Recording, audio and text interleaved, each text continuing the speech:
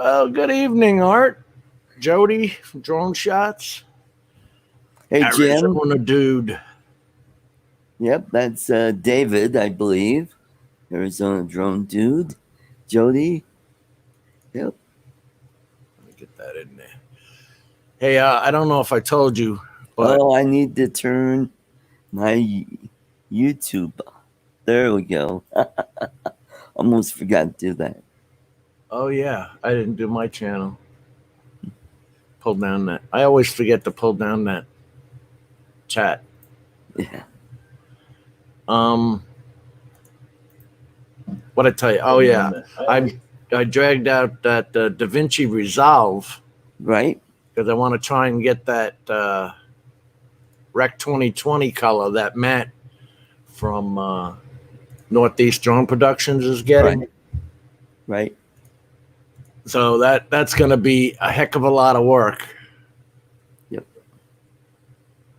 Because I got to tell you, I'm used to programs like CyberLink Power Director and Right. that Director Suite 365, and they just make everything easy. Uh-huh. This one you have to start up. It comes with a dongle too. I don't know what that means. It says activate or put your dongle in. I don't. That would actually be cool if I could do that and not use like my C hard drive space. Because my C hard drive is only 128 gigabytes because it's an SSD. Right. And my regular hard drive is 1 terabyte HDD. And then I have a 1 terabyte SSD Samsung Evo plugged into the side. Right. Do you have an M.2 drive? Yeah. Oh, okay. That'll be my next thing when I do another upgrade on my computer. I'll probably upgrade the motherboard.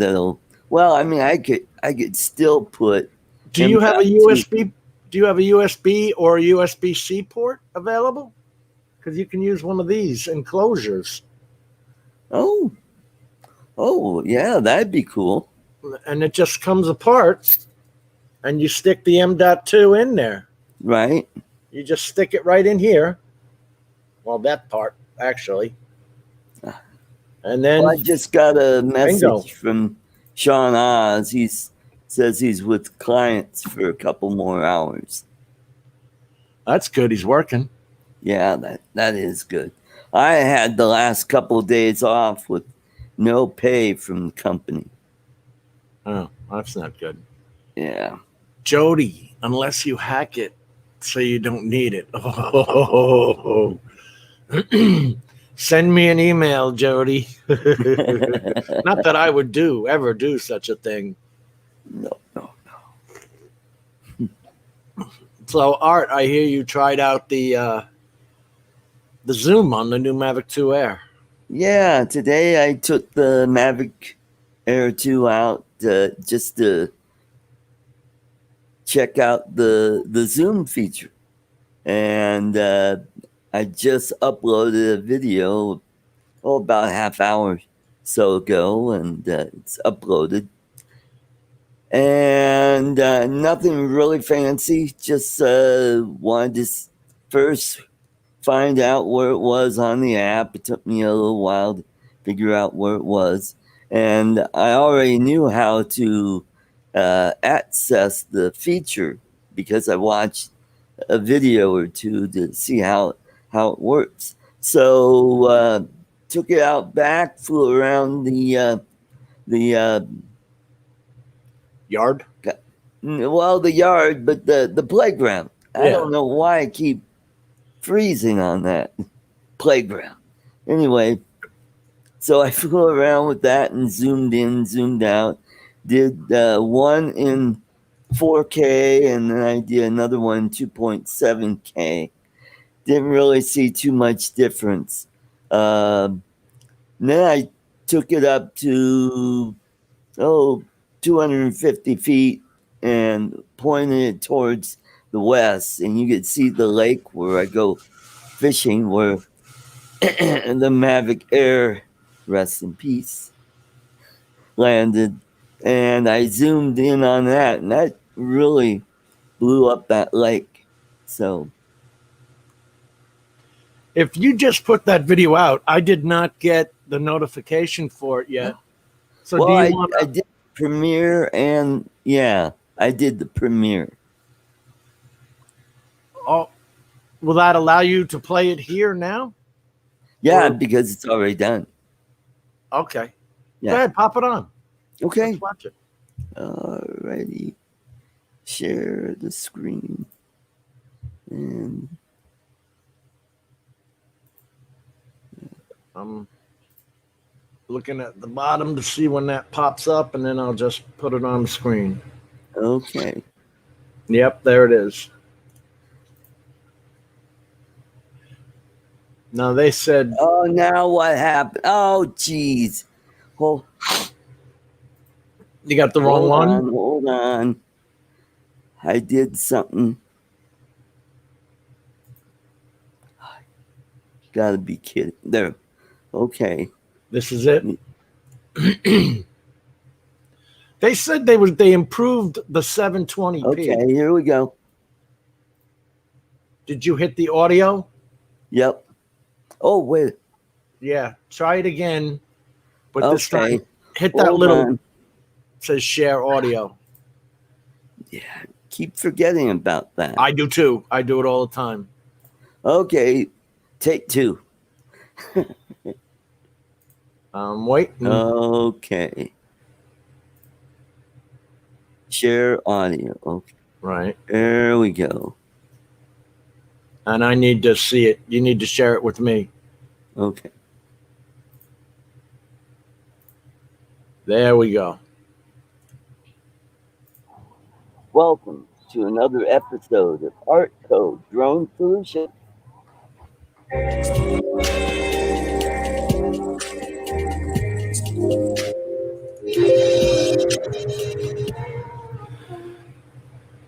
Today I'm going to be trying out the different features on the Mavic Air 2. I'm going to try out the Zoom app. So let's give it a try and check it out later.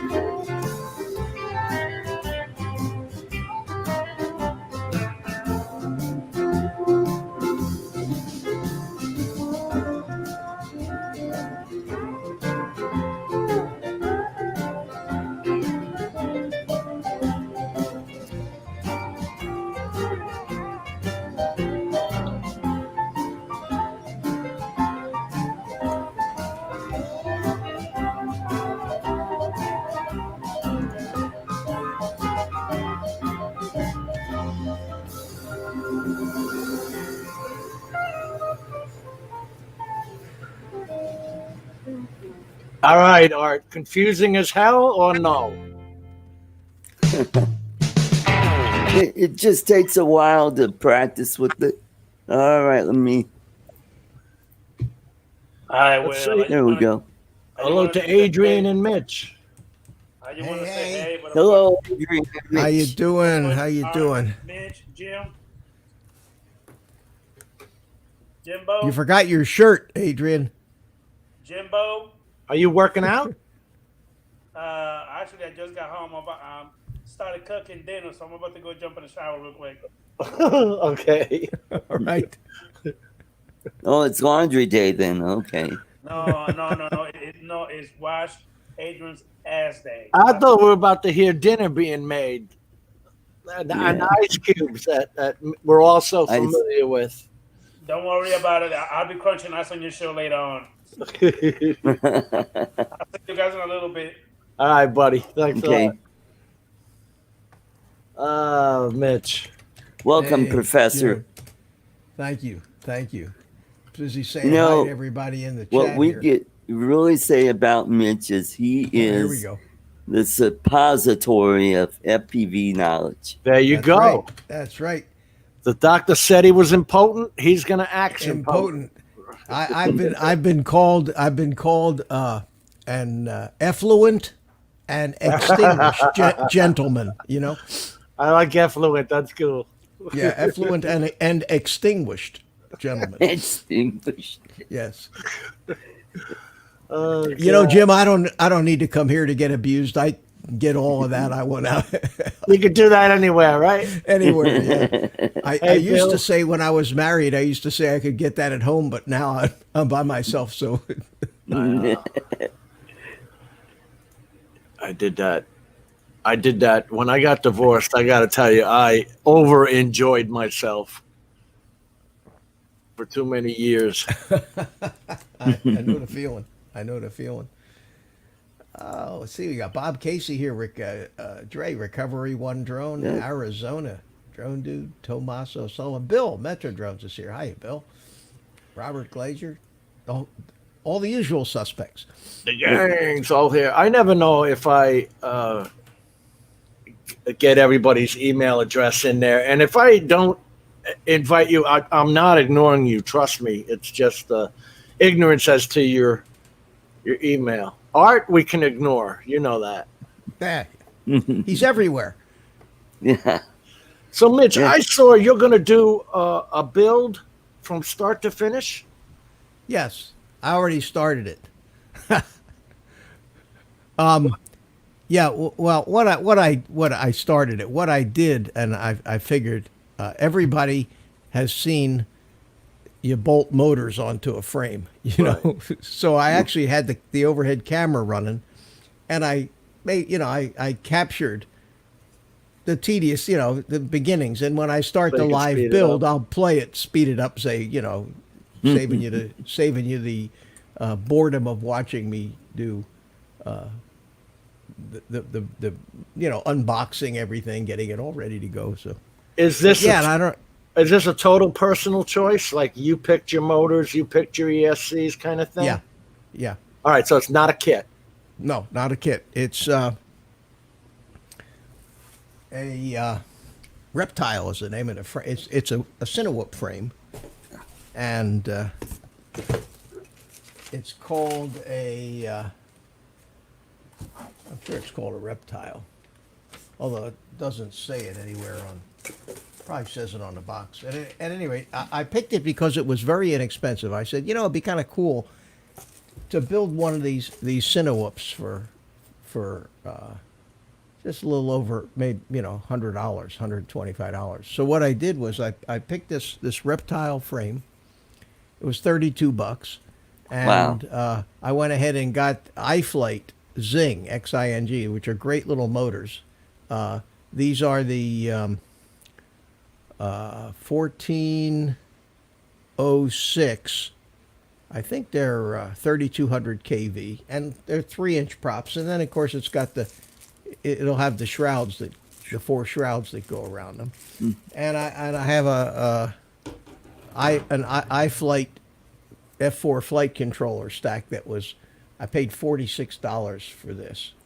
I had this around, and then I'm going to put the thing that's going to make it expensive is going to be the DJI Vista, Oh, the Cat X Vista setup. the Cat X, yeah, the Cat X Vista. But I'm really not even counting that in with the cost of the drone, because once that's a $150 deal. So if nothing can be cheap when you stick one of them in there. But of course, you can always take it out again and put it something else. Yeah, that's true. But the actual drone itself is going to come in at about 120, $125.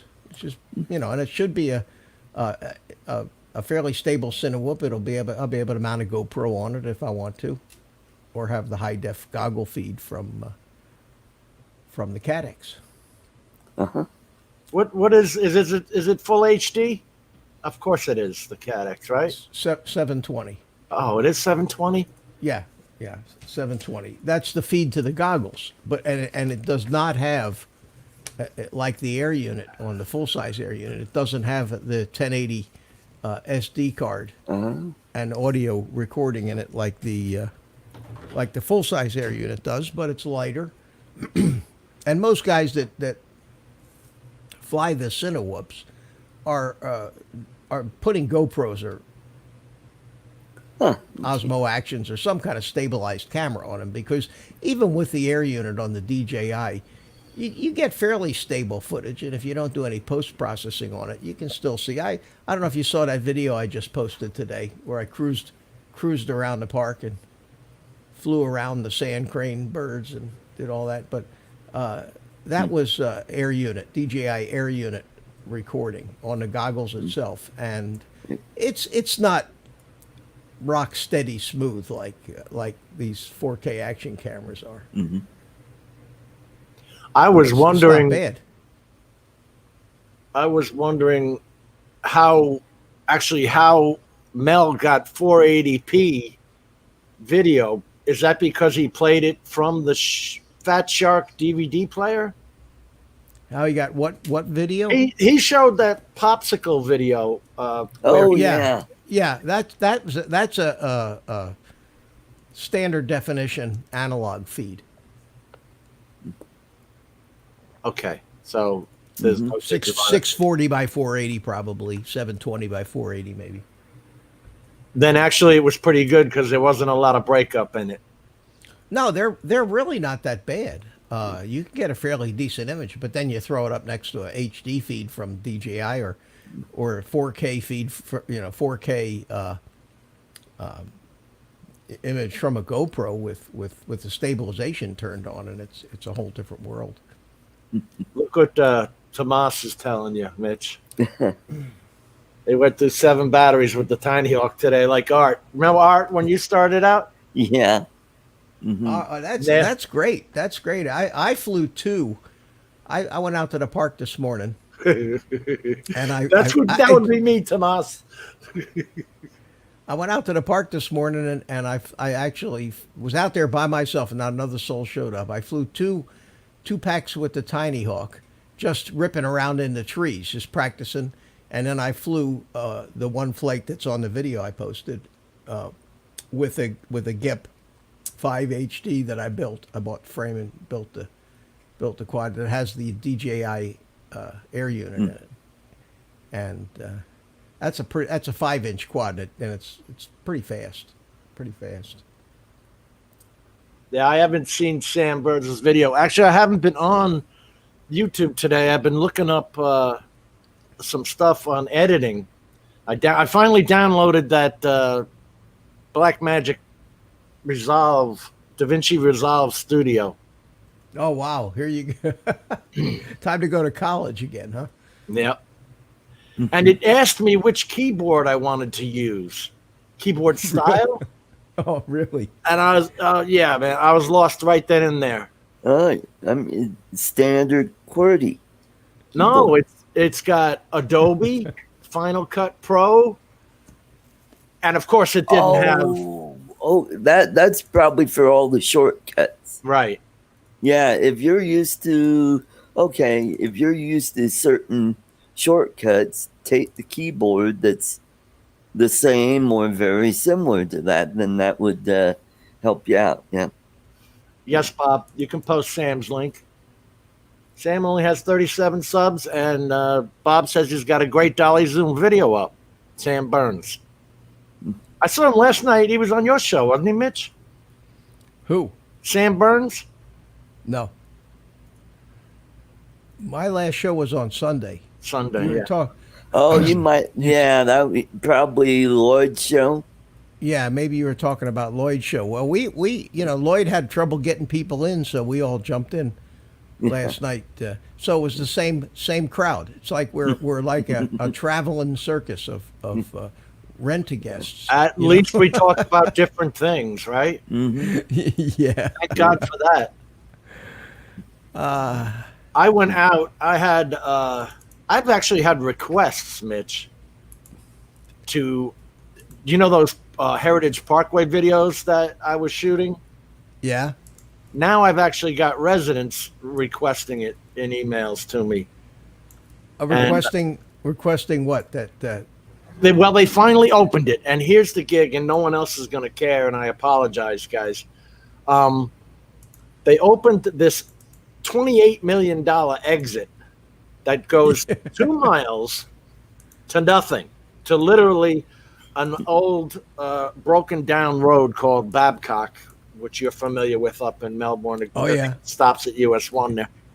But between Interstate 95 and that exit, Mitch, they're already building developments, houses starting at $200K. These they're crappy building houses. they're building they're building the infrastructure for a development right out there on the parkway across from the park next to the school. Yep. You know where the school is? 1,000 homes. They're going nuts out there. They're putting in the water and Yep. sewer and moving dirt, and and 6 months ago it was nothing but a pasture. Right. Now get crazy. this.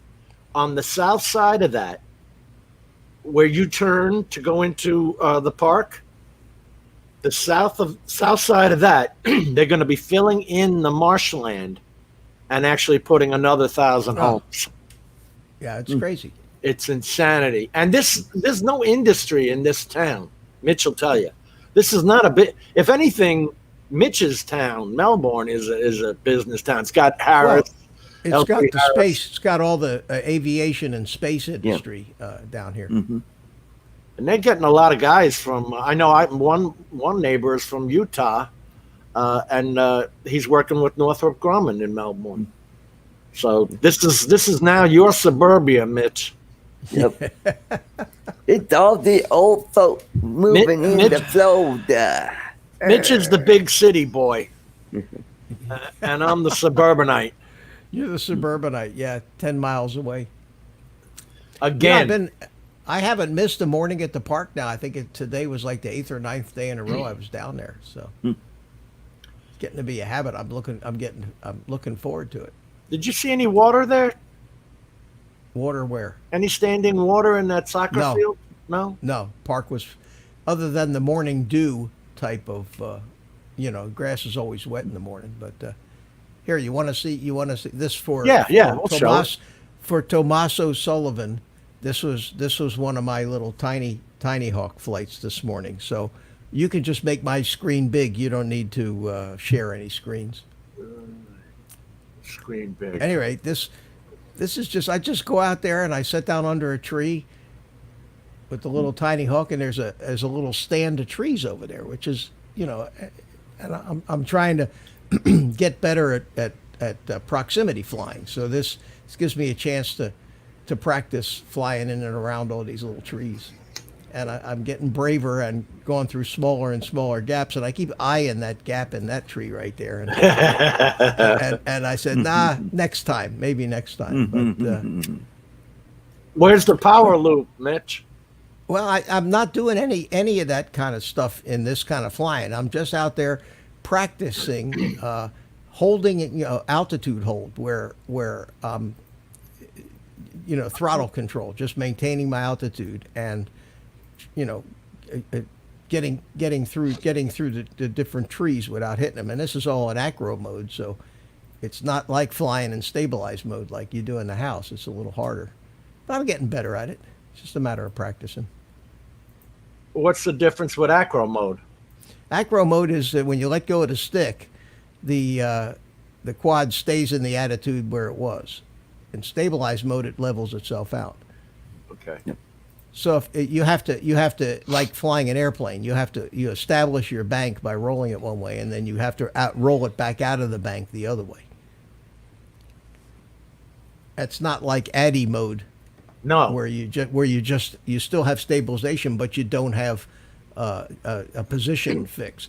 This is ADI mode, consider ADI mode just a barometer. You're just staying at the same height. attitude. It holds your attitude, and that's it. If the wind blows you around, it blows you around. But this, in acro mode, you can do the rolls, you can do the flips and loops, but you have to level the thing off by yourself. You don't just let go of the sticks. And it's, I find right now that once you get used to flying in acro, it's a lot. It really is easier, and you have a lot more control. But there's definitely a learning curve. How do I make this big with us on the side? I don't I just because I'm giving it to you through my window feed, and you can't make that big. If I shared my screen with you, then you could do that. I didn't try that. I could try that. Let me put myself back in here. Hold on a second and say share screen. Mm-hmm. If I just drove you nuts, that's why I was trying. Yeah, to... here you go. Okay, now I'm sharing my screen with you. Yeah. Okay. There you go. There it is. There Yeah. we go. Okay. All right, I'll That's share what that I was way with trying you. to do when I was hitting the bottom buttons there. No, that's okay. It's just I'm doing this through OBS. Hey, Matt. Now I'm just doing it through. So Tomas says, so is it easier to fly a bigger, heavier quad? Well, this is a tiny hawk, Tomas, and as long as there's not a lot of wind, the tiny hawk is relatively easy to fly.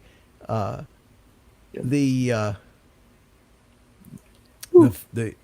bigger quads are traditionally going to go faster. Mm-hmm. So for me, the close quarter stuff with the bigger quads is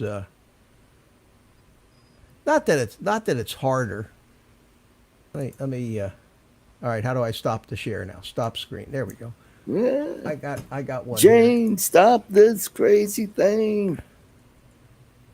Mel, if I you find want with to the- come in, Oh, go ahead, Jim. I'm sorry. no, I just wanted to say to Mel or Matt, if they wanted to jump in, I just put the link in there.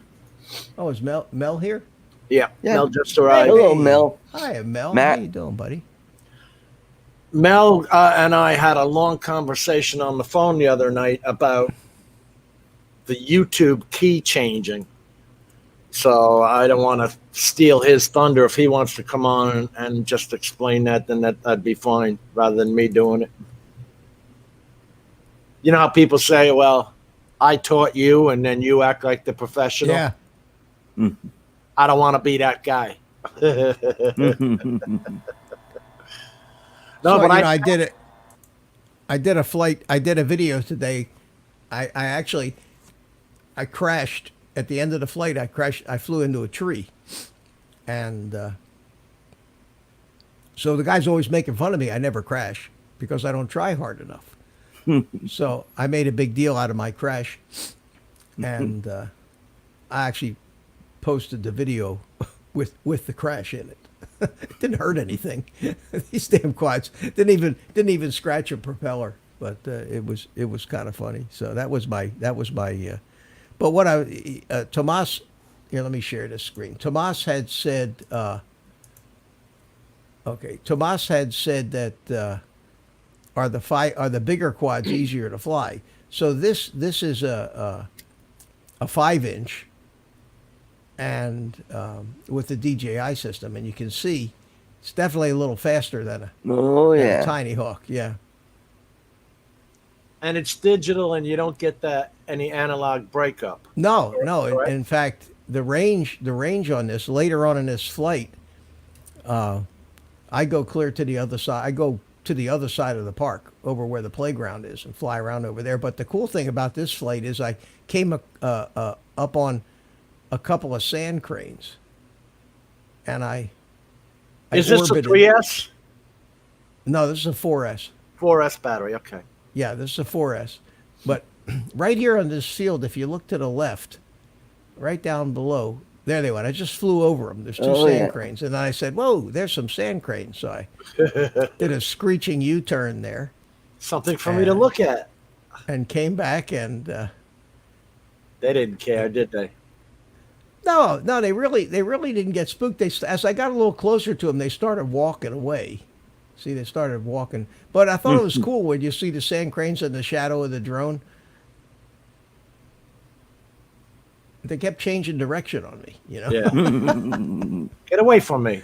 Yeah. So at this point, they were starting to move, and I thought, well, I'm probably spooking them. Let me just let me just don't turn around harass there. those And cranes. then Mitch. I turned around here, but I enjoy this, especially with the digital. I like this cruising style of flying. To me, it's. I just need to go somewhere where there's some gorgeous scenery, you know, and mountains or mountain lakes or. Yeah, but even the people that beach. live in mountain lakes think that's gorgeous. So Now, look, there was a truck coming. Did you see that? Did you see that? Did you see the truck? Here, watch this.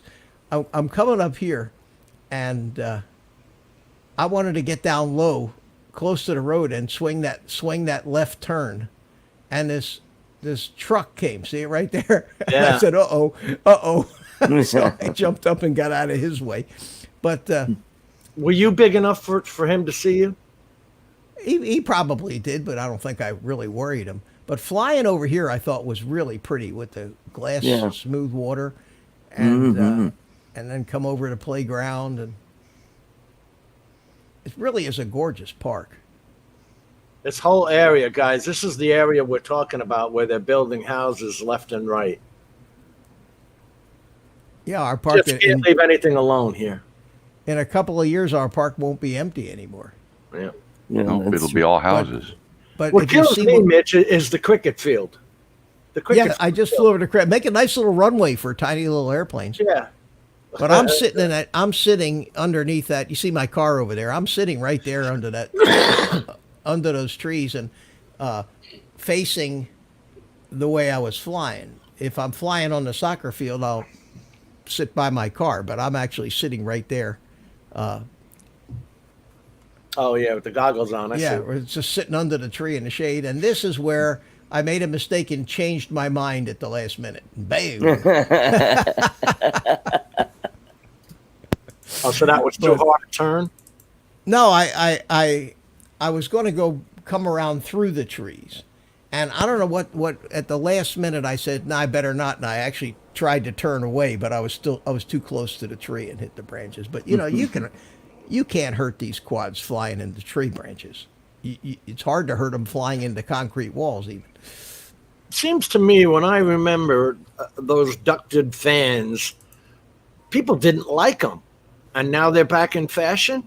Well, that's because the old ducted fans were very inefficient, and you had to use gasoline motors in them, and they were high performance motors, finicky things that screamed, and I still remember they had 91 size motors in them, and now they have tremendously efficient fan designs that use powerful electric motors, and they work great. They work great now, and no fuss. Yeah, much better now than they were. Oh yeah. And a ducted fan is actually, even back then, the ducted fan I would almost say was more efficient than a regular propeller, because you could get more airflow through it because it's ducted. Mm-hmm. You talk about loud. I know you don't remember these things, but the AV-8A Harrier jump jets, when they first came out, they actually took their thrusters like the back of a jet engine on an airplane and turned them down. Oh yeah. That's how the plane lifted up. And then they would turn them to the side and could take off. Yeah. Yep. Yeah, if you remember that Schwarzenegger movie, True Lies, remember Yep. I didn't True see it. Lies? Jamie Yeah. Lee Curtis and Schwarzenegger, and they had He the had one- Harrier jet. The Yeah, Harriers in that. didn't he fly one down, or somebody flew one down over one of those causeways or bridges down there in Florida? Isn't that where they filmed some of that? That was they filmed it. They filmed it in the Keys. A lot of Yep. it in the Keys, and at the end, the last he was hovering it over a high rise under construction, trying to rescue Yeah. Yeah, his daughter. from the terrorists. Yeah, it was a Yep. great movie. Yep. That was Yeah, it a was. James Cameron movie. You know, all his stuff is fabulous. Mm-hmm. You got to turn down your throttle, Tomas. Having the throttle so delicate, so as soon as he's touching the throttle, he's hitting the ceiling. I take Well, it. I have on one of my live streams, or a couple of them, I showed the guys how to fix it so one of your knobs Art, is right? that your deal, Art? Yeah. Yep. Has one of the knobs actually reduces the sensitivity of the throttle from 50% to 100%. So if you turn that knob all the way down, you only have 0 to half throttle over the entire throw of your stick. It makes it a lot less sensitive, which is great for flying indoors. Yeah, and you can also make it on the stick itself. On that throw, you can make it go from say travel of 0 to half would be only 0 to 1/4 or 0 to 1/8 movement, and then half to full would give you the rest of it. That you could put some Rates. expo in it. The expo, that's it. Yeah, you could put some expo in it. This little knob, I still use it if I'm flying indoors with the Tiny Hawk, because otherwise you get a real touchy throttle, and you end up banging the ceiling. So And it doesn't seem like it, but when you're indoors flying the Tiny Hawk, the sucker's quick. you think? You think? Yeah, it'll get up and go. When you put the nose down on that thing, I was scooting around through the trees today with it. But you could slow it down too. You don't have to go that fast. That's why I was so disappointed about my footage that I lost from last Sunday, because those metal carports, right? You buy them for $800 or whatever. Yeah. We got 3 of those out at the flying field, and a couple of them they all got picnic tables under them stuff. I was sitting at one of those picnic tables, had the controller sitting on the table, so I'm very comfortable. And at one point, I went whizzing through that carport so close with the Tiny Hawk that I felt the prop wash on my hair. I thought I was going to hit myself in the head with it. But it was so close that I felt the prop wash in my hair. And here comes trouble. I didn't. Yes. You couldn't. I don't know the setup you were using, but I was saying to Mitch, I wondered why that was shown in 480p analog, and that was because you got it from the DVR video, right? It didn't record it in 720. No, I you're don't talking think about the- your Fat Shark recording Yeah. from your little tiny popsicle. stick. The popsicle Yeah, video. no, Oh. that was never 720 to start with. That was just basically Yeah. standard definition analog audio as recorded by Fat Shark. And the DVR in the Fat Sharks isn't. They say it's not the best anyway. No, it's not. It gives you something to look at, but Yeah.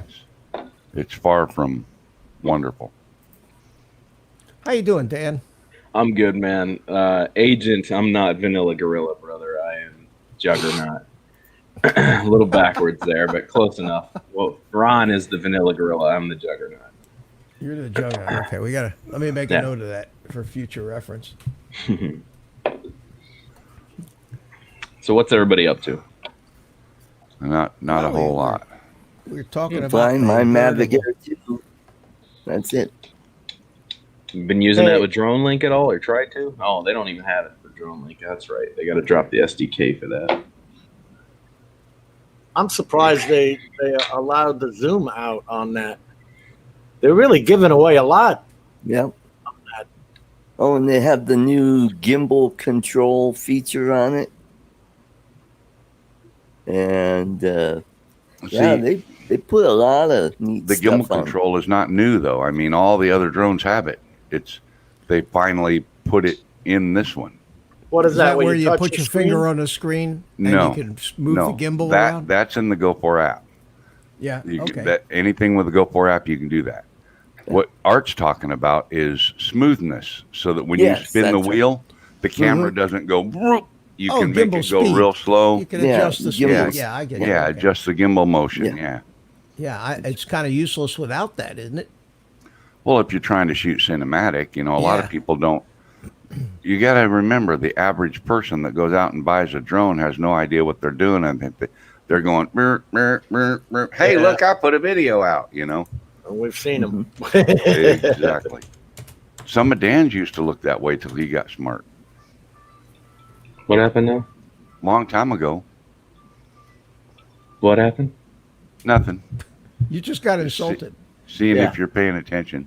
Well, I was. Something about gimbal control, and my controls used to look wonky. I was just making sure that I heard you correct. You did. So, Yeah. anyway, Tell us about that YouTube key changing, Mel, that I was talking to you Yeah. about the other night. okay. Yeah, tell us. Some of this information I already knew. Some of it I had to confirm with Dennis Lovelady. I wanted to make sure before I told you, Jim, all the stuff. I wanted to confirm that I had it all straight in my pea brain. So, if you use the same computer to go live with YouTube every time you go live, or you use the same mobile device and nothing else every time you go live, you will have no problem with your stream keys. If you sometimes use a computer and sometimes use mobile device A and sometimes use mobile device B, you will have to re-enter your stream keys to be able to stream live to YouTube. And it doesn't matter whether you're using the RTMP or not. If you're using a mobile device that picks up the key from YouTube, then you don't have to worry about it. It'll automatically do it. Like StreamYards. StreamYards automatically picks up your stream key from YouTube, from Google, and allows you to go live with StreamYards without having to do a whole bunch of hogwash to get live. So, like tonight, we never have to worry about that because it'll automatically pick it up. As Where long YouTube screwed up is they said in their statement, when you're using a third-party software, you'll have to come back and change the key, which is what I thought I was going to have to do with StreamYard. But StreamYards isn't technically a third-party software. It is and it isn't. I think what YouTube means when they're saying third-party software is something like OBS, one of these DU recorder things, vMix, Wirecast, stuff like that. Because that's the only place you have to actually go reset your stream key and make sure that you have an updated stream key. But as long as you use a mobile device, say your phone, if all you did was go live on your phone every time you go live, and that's the only thing you go live with, you'd never have to worry about it. So what I did about that RTMP and all that, I don't have to keep changing that key on the one controller, the Crystal Sky. It'll stay there. That's what I'm getting at. Maybe. It may not, because now you've used StreamYards.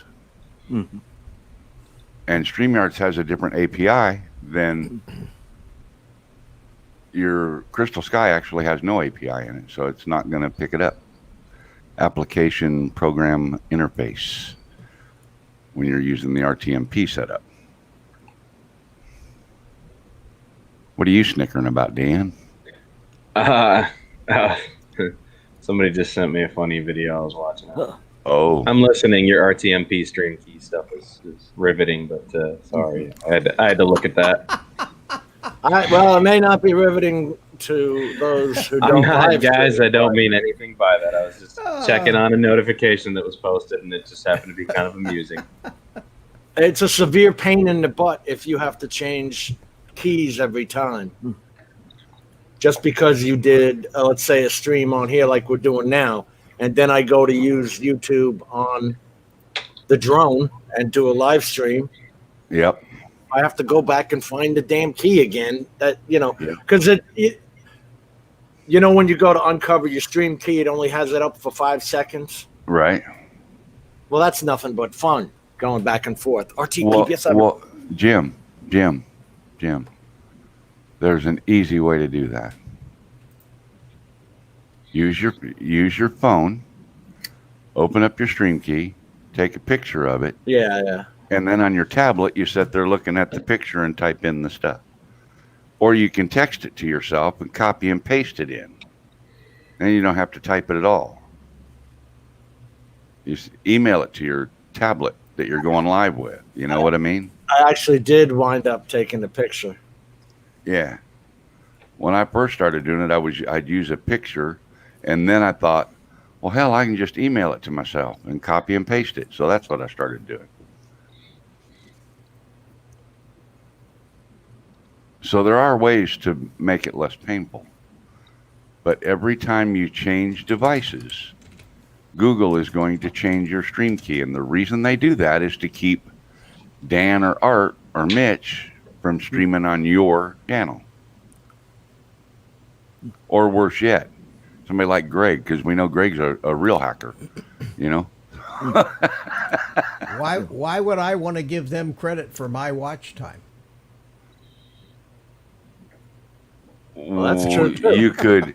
You could hack into, if you had his stream key, you could live stream something profound on YouTube and And get his get in channel trouble. shut down. Yeah. That's the only reason I could think of. Hello, Brent. Brent. Hey, Brent. Brent Hey, guys. Lindley's here. Wendell Live is here. Matt, how So you doing, buddy? anyway, as I started to say a minute ago, I can't stay because I have to get up super early in the morning. At 6 o'clock tonight, I got a call that said I had to be up in Northwest Arkansas tomorrow with the truck. Oh, my. Yeah, How'd well, that- it's an How'd hour and a that half work out drive. last night, Mel? It's an hour and a half drive, and they wanted me there at 5:30. I said, "Yeah, that's going to happen when hell freezes over." What, Jim? I think we were on the phone till like 11 p.m. or something like that. How did Yeah. that? That was that last night? Yeah, Oh yeah. you had to do the paperwork and all that, and I Oh. screwed you. Oh, that was whole- Sunday night. That was Sunday night. Yeah. Mel, before you leave, I wanted to show you why I was laughing. Jim, if you want to share that, it's nothing bad. I promise you. It's just why I was amused. This is just a post that somebody sent me, and I don't know. Can you guys see it playing? Yeah. Okay. I'm part of the Back to the Future group. Somebody said car going 88 miles per hour, and then all of a sudden you see a blackout, and then he hits a telephone pole, and it looks like it goes back to the future. Oh, Oh, That's I- great. I That's found that really kind of cool. messed up. It wasn't that I was like not paying attention. I just got the notification. I was like, that's kind of funny. that's just about how they did it in the movie too, isn't it? Yeah. Yeah. Yeah. That's pretty good. Feel sorry for the That's idiot that funny. was driving like a dick, but anyway. you may have to use part of that, Dan. Right? Yeah. Yeah. That's A too. real 88 miles an hour. It's too perfect. Yeah, exactly. Brent, how's it going? Been a Doing while. good, man. Doing Yeah, good. Brent, That's I haven't seen you in a long time, man. I started a new job, so I've been really busy. I mean, I've seen you in the chats and all, but I haven't seen Yeah. you seen you live. Nah, I've just been lurking. Lurking. Sorry. 88 Looking. gigawatts. 88 gigawatts. Yep. How are y'all doing? Good. Doing He good didn't- here. Good. Christopher Lloyd didn't pass away, did he? No, No, he's he's still around. He actually just did another commercial with Marty. It was a car commercial for Nissan or Toyota or something. Yeah, I've seen that. Yeah. Didn't they just have one of the reunion deals for Back to the Future? That was in 2015. They did that Was on it that the long ago? Jimmy Kimmel show when they show up at Jimmy Kimmel and they're like, wow, there's no flying cars in the future yet. You know. Yeah, I follow that stuff pretty religiously, man. I love VTTF. When did that Okay. come out? 1980? 85. 85. Mhm. Damn. The And original. we're still bitching That's about 35 drones. years ago. That's Yeah. 35 years ago. Yeah. Yeah, before Yeah. I was born. I was born 87. So. That's crazy. Holy cow. How the hell did you get interested in it if it was before you were born? That's like asking me how I got into Star Wars. Star Wars is like my favorite trilogy of all time. I mean, it just when your dad has an affinity for space travel and gunslingers, then you just kind of get sucked into things. I kind of fell into the time machine gap when I first saw the first Back to the Future just popped up on cable, and I watched it. And I was like, "Oh, this is amazing!" You know, and then I just kind of dragged in. You're still a kid. You don't understand what old versus new graphics are versus CGI. Like you don't factor all that. Huh. Yeah, well, It's confusing now because I try to break down the timeline now that I'm older. I'll be watching, I'm like, that doesn't make sense. Dan, you Yes, were sir. born 3 years after I started trucking. Wow. Don't get me started. Don't get me Yeah, started, guys. yeah. You're all children, all of you. I wasn't going to say anything because I don't feel that old compared to Mitch. Nobody. No, I don't either. Hey, did Jim, I meant to ask you, did he ever help that video at all? Did he ever get back to you on that? Did you ever see any spikage? Okay, I'll reach out to him again. So, Mitch, Yes. is there a more reliable DVR than the goggles? Like, Well, does they sell- is a ground station a DVR? well, no, but it depends on which one you get. That Viper that I have, the Uh-huh. Viper goggles has a little flat panel in it, and they sell that flat panel separately. You know, this thing here, and you can tripod mount it, Right. and it's got an SD card in it. It's the same panel that actually fits in the goggles. This one's like, I think they sell it for $80 or $90.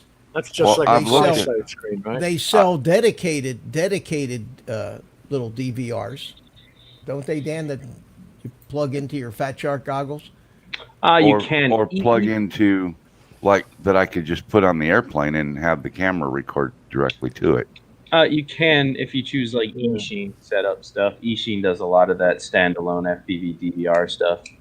Yeah, not to go on. Not that there are some cameras, FPV cameras, that have a little DVR board. Sure. That aren't high def, not like the CATX Turtle, but they just record this. The standard Well, you could feed. you could install the Runcam Nano Split 3, and that's But- got But that 1080 gives you, at 60 yeah, that plus, gives you high def. Yeah, plus 5.8, so it's all in Right. one.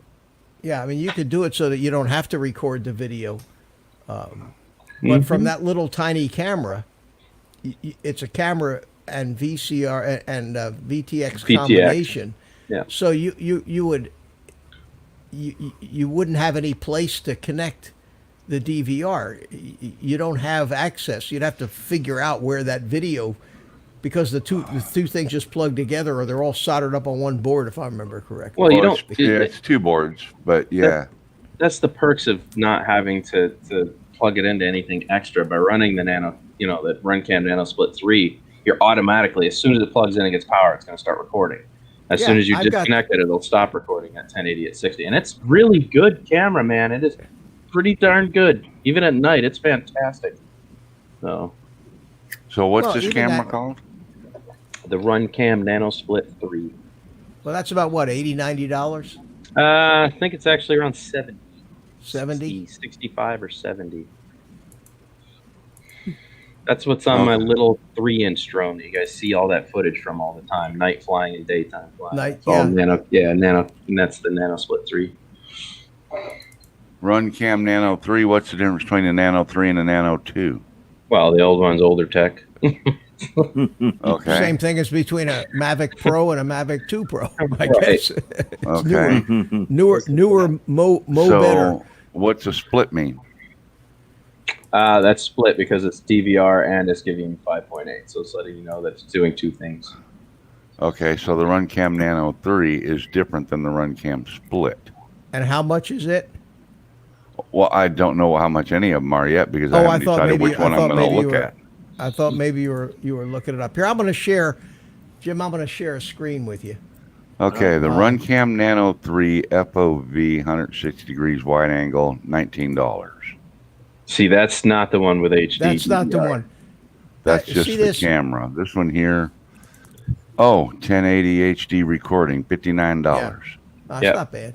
That's what I said. Runcam. This one, yeah, Nano Split 3. Runcam No. Split 3 Nano, yes. Yeah, so yeah. You see the video on the screen here? Yeah. This is from that flying wing that I made yesterday, and it's got the Cadex turtle in it, which is about a year old, and it's a split camera just like that. So this is the recording from the camera SD card on board the airplane. However, and it's 1080. I think this is like 14. I think this was recorded 1440. This thing will do 4K. right, okay, but Yeah. but your FOV, why is it? It's almost set to horizon. Do you have WDR active? Wide dynamic range, is it active on your camera? Are you talking? You're talking about the quality Yeah. of the colors? No, and everything? if you use the run cam, it gives you the options to adjust. This your is field not a of view run and cam. everything. This is a Cadex turtle. I get that. That's what I was asking. Yeah. Do you have the same options? Can you activate mean- things like wide dynamic range and so on and You so talk forth? about HDR? High dynamic No. color. No, wide dynamic range. Wide Well, dynamic. I never it's heard of wide Okay. dynamic. I've heard of HDR, but No, not no. WDR. Why WDR Yeah. is actually even on this TV. Yeah, it's When a field of view that you look at. Field of view is how wide the view is. That's I not get that, but dynamic. this is a type of field of view. They just call it wide dynamic range. A lot of GoPros have it too.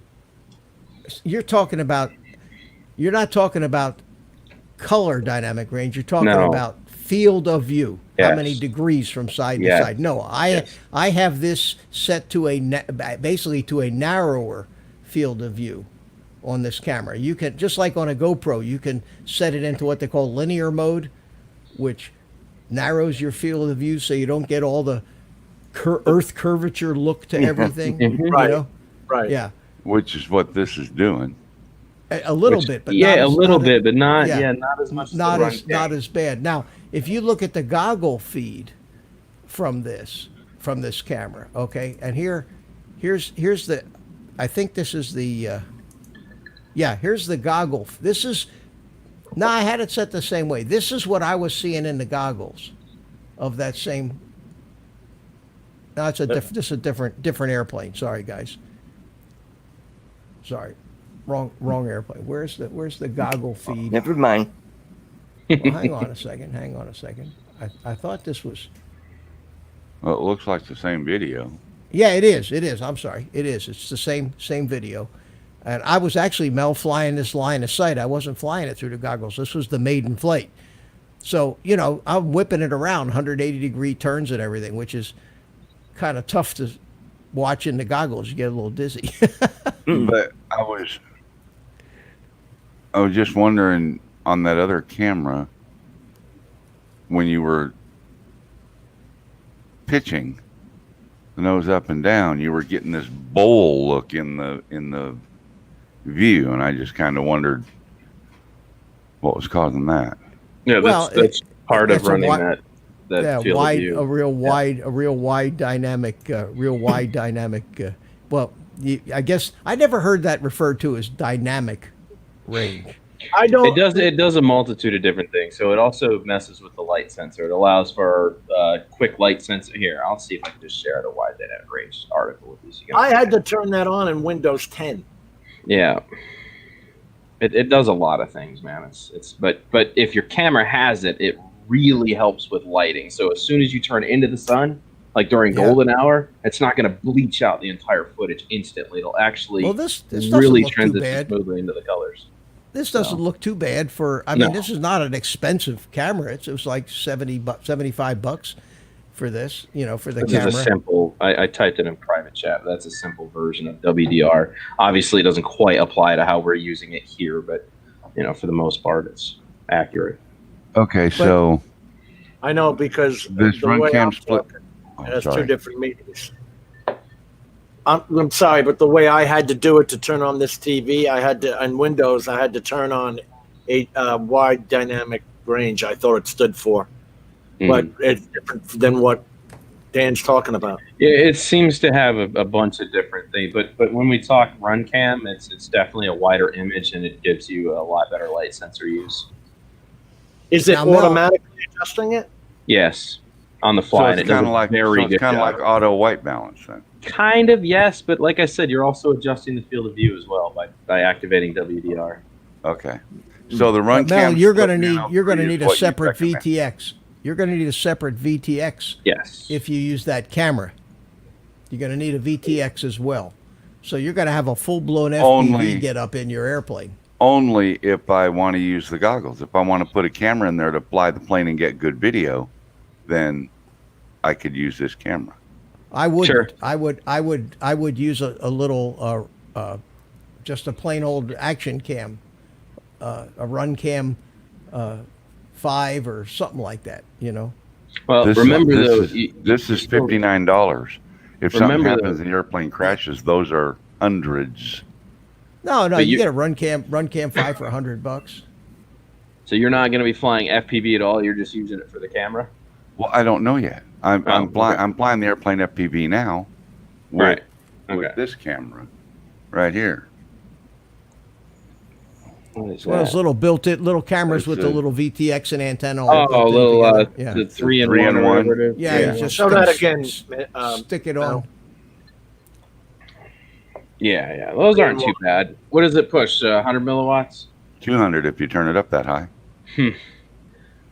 What's the TVL rating on it? Do you know? The what? 600? 6 TV TVL lines. rating? TV TV lines. It's TV probably lines. 500, 600, probably Yeah. something like that. I have no idea. Hello, Chris Hope. What? Uh, We will break you in, Mel. Okay.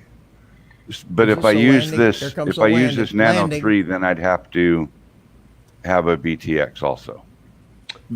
If you want to transmit signal, If I want to use the the goggles. camera, yes. Yeah, You would need okay. to hook it up to a VTX, yes. Okay. Good. If not, and you were just powering it, you have it. The camera will come with a little like a toggle board that you plug into the camera, and then you would have to be able to see it in your goggles. Otherwise, you're not going to make any adjustments like auto recording stuff like that. So Oh, okay. you get what I'm Gotcha. saying? Like it has Yep. to kind of, if you want to set up the Okay. camera properly, it has to be hooked to a VTX. If not, Okay. you just kind of get what you got. Okay. I'll tell you what. A lot of the fixed wing guys are using is that. Is it the Run Cam 2, the one that's kind of a little longer and wider and shorter? They just stick them on the wings. They tape them. Yeah. They just tape them all over the airplane, under the wing. Yeah, see, that- tape them to the that's- tail, that's- tape them to the staff, That's what I'm thinking. temporarily, just to record a flight. And they got a new one out, an orange one, and it's 4K. And the video I've seen from it is fabulous. Night Train, the split does have the DVR, but like I said, I don't know if it's going to auto activate the moment it's powered on. I had to adjust that in my settings when I got the little camera toggle. I had to turn on auto recording. So if Mel has to do that, then either way, it's going to have to be connected to a VTX temporarily to set up the camera. Okay. Okay. But still, I'll tell you right now, 200 milliwatts. We took mine 1,500 feet and had no issues just looking through that little run cam. So it is a fantastic camera. I was flying mine at 50 milliwatts Yeah. and had no problem with the goggles flying it. Well, But you anyway. you were flying line of sight, so you were keeping the airplane pretty close in. Well, yeah, I was staying within the. Oh, you were flying. That's right. You Property. were flying with the goggles, weren't you? Yeah. With the plane, with the popsicle video, Yeah. That was with goggles.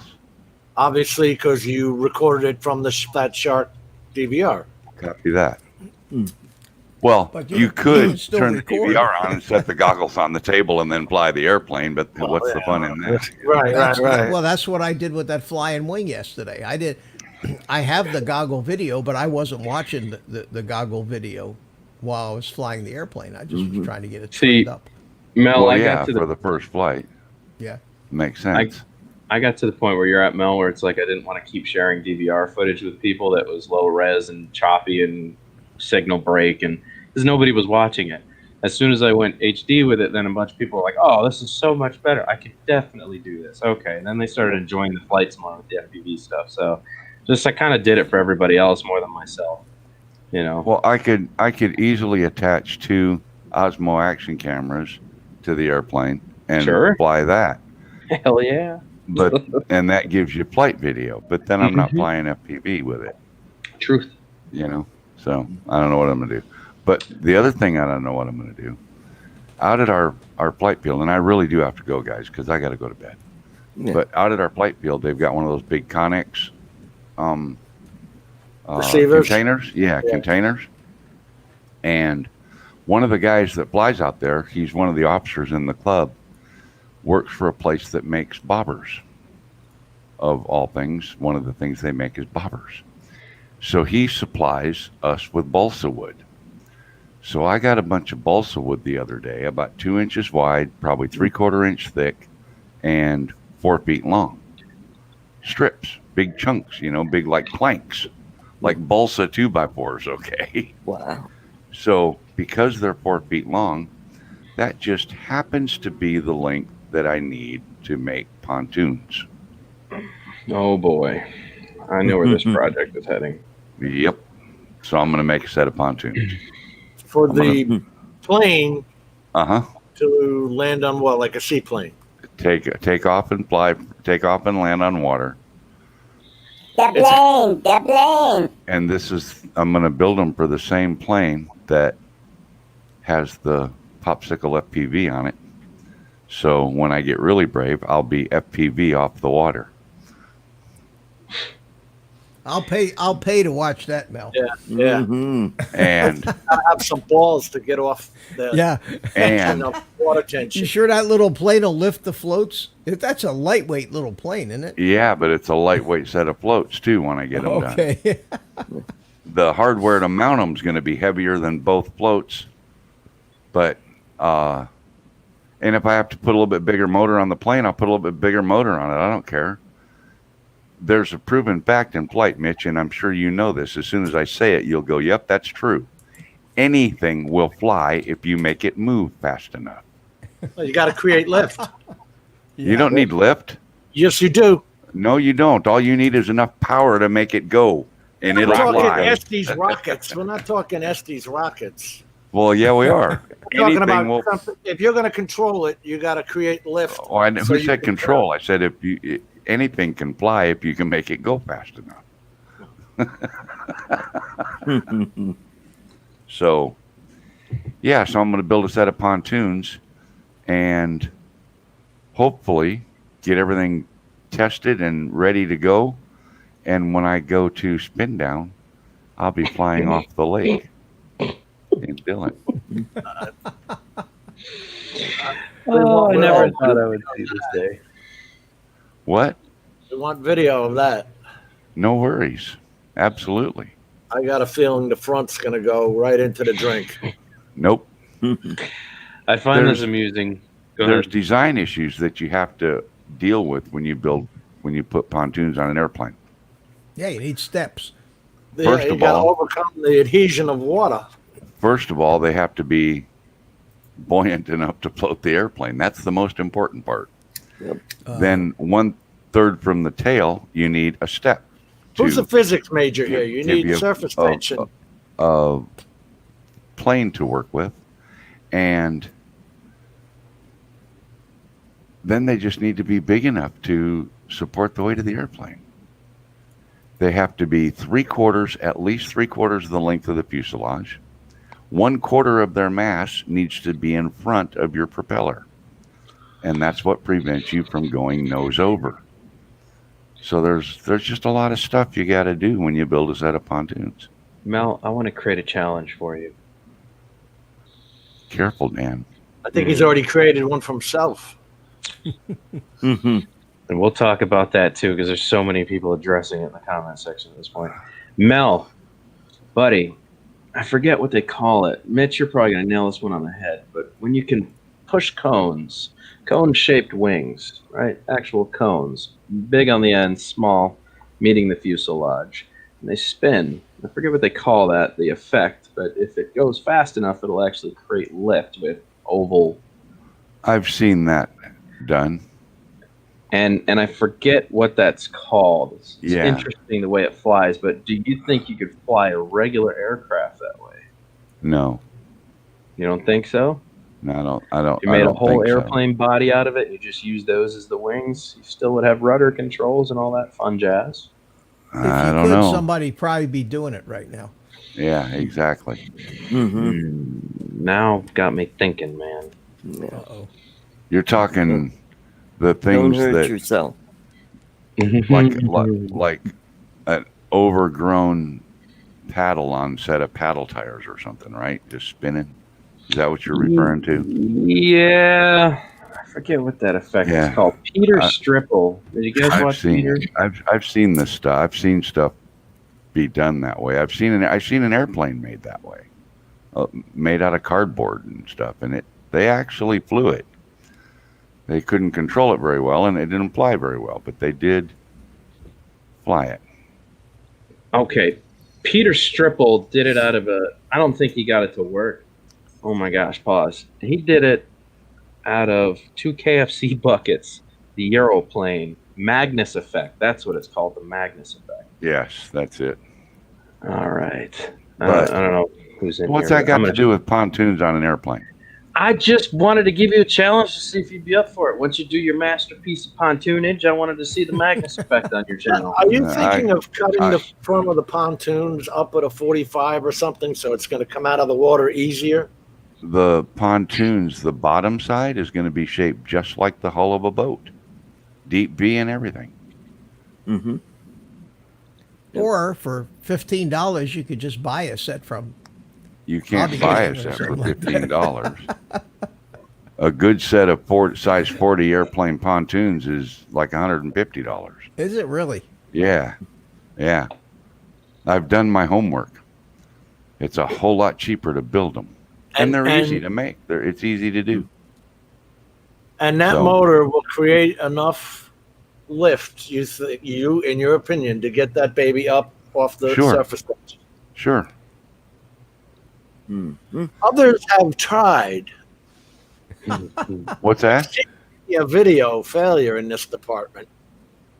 So No, a lot of guys fly model Yeah. airplanes off of floats. It's very common. Yeah, Yeah. very, very common. Mm-hmm. And a lot of guys make their own. Yeah, at the In fact, Joe most Nall of them make fly-in, their own. at the Joe Nall fly-in, which is one of the biggest fly-ins in the country up there in South Carolina every May. They have a huge lake, and that's a big draw is a ton of seaplane guys come And out there to the lake to fly their seaplanes. and some of those guys, they're flying quarter and third scale. I mean, these are airplanes almost big enough that you can sit on. And I got to try to find this video for you guys here. Keep talking. Just ignore me. I'm gonna look for this video. it sounds like you got work to do with Chris and Tomas, Mitch. What's happens? that? They're both having the same problems with that Tiny Hawk. Oh, with the throttle. Well, Yeah. have them tune in on on Sunday. Yep. Have them come by my thing, my deal on Sunday. Here you go. Because I remember Art had the same problem. Yep. You know, the somebody else- easiest cure somebody for that else is is just take sharing it it. outside and fly it. That's just I wanted to show he's actually got it going. That's crazy. That is nuts. I want to What? see somebody else do this legitimately. That okay. The Yeah, Magnus effect. That's crazy. That's the video I saw. Yeah, Peter Stripple. That is just crazy watching that thing glide around. Begins twisting buckets. Mm. Oh, okay. He's going to change the direction by twisting the buckets. Yeah, I guess. Yeah, he's got them all on singular rubber bands. I don't know, man. This is wild. Oh, looks like he's losing control. Oh no, the cameras are shaking. So that is wild, though. No. Hell yeah. Yeah.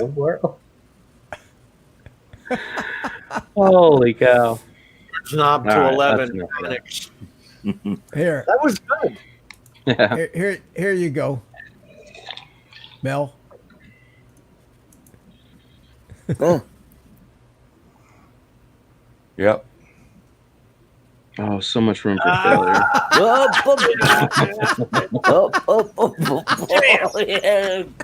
Kaboom. See, That was just for you, but keep watching though. This I mean, I want you to see here. This is called an Icon, and it's an E-Flight kit, and it's a model of a real seaplane, and it flies great. It's got the whole fuselage is like a boat, you know. yep. Yep. But at the end, somewhere in this thing, I think is here you can see that. See what it looks like. Yeah, I've watched And that video. those things are great. Hey, look who that is.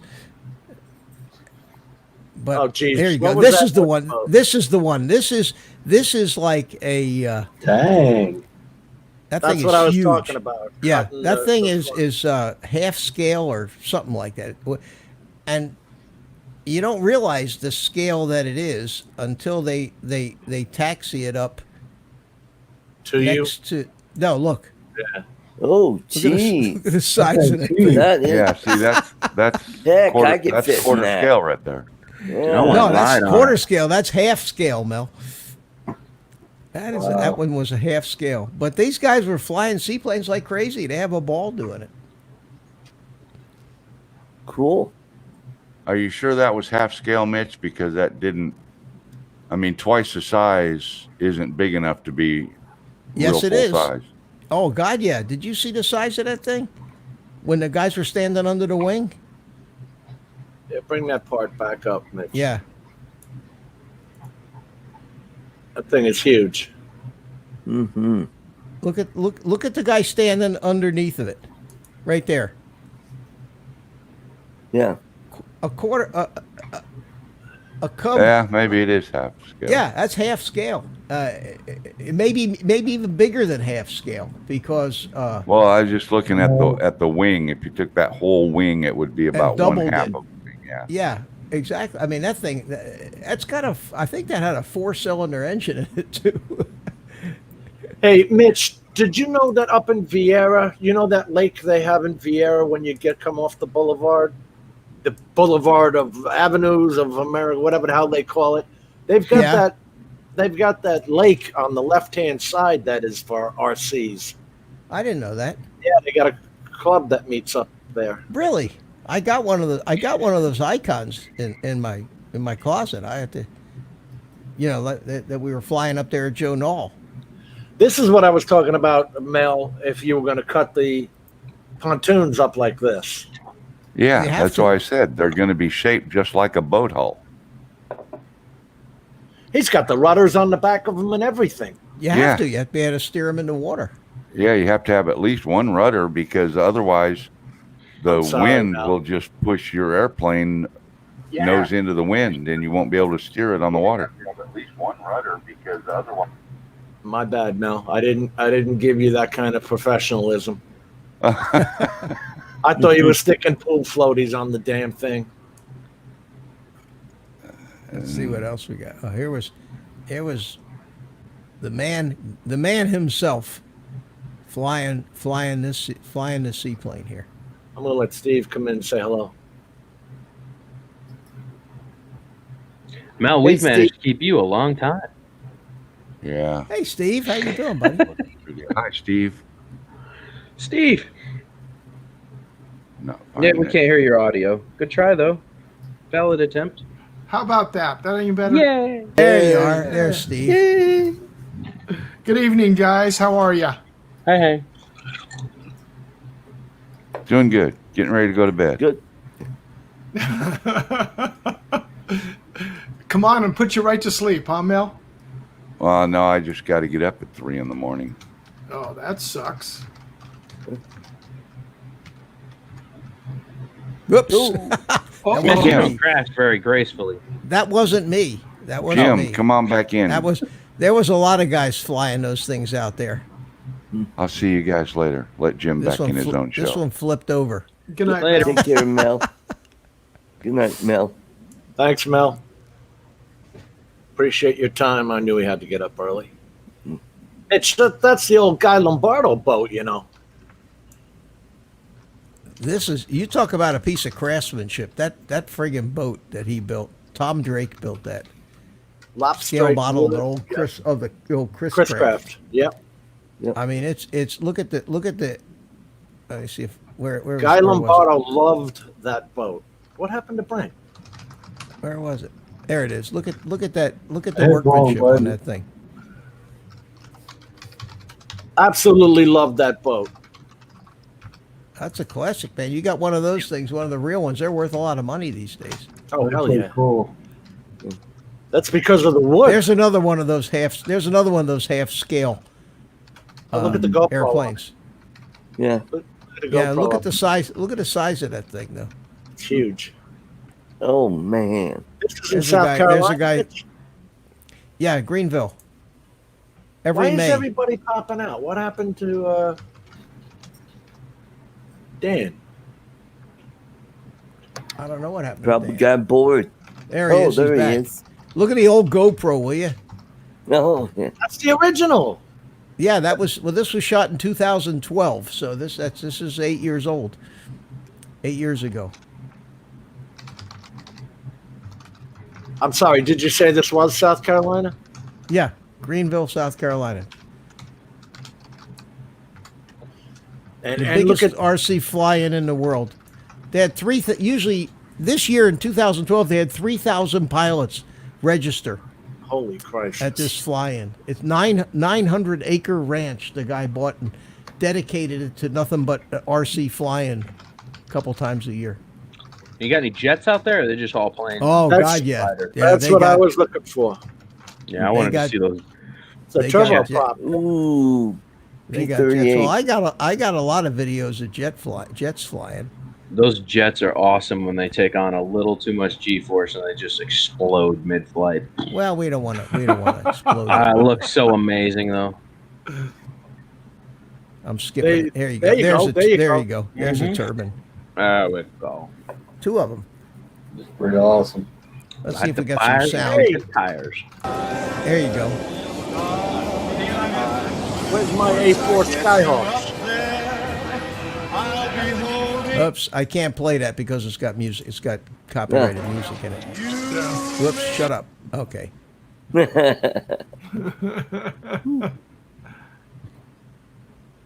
Those things sound fantastic too. when Oh, they score. yeah. Mm. You get that one pilot just gets a little too goosey with it, and then they implode. We had some of the guys, not me. I probably got up to about 250 miles an hour time, a few times. But some of the guys have broke 300, and the airplanes held together.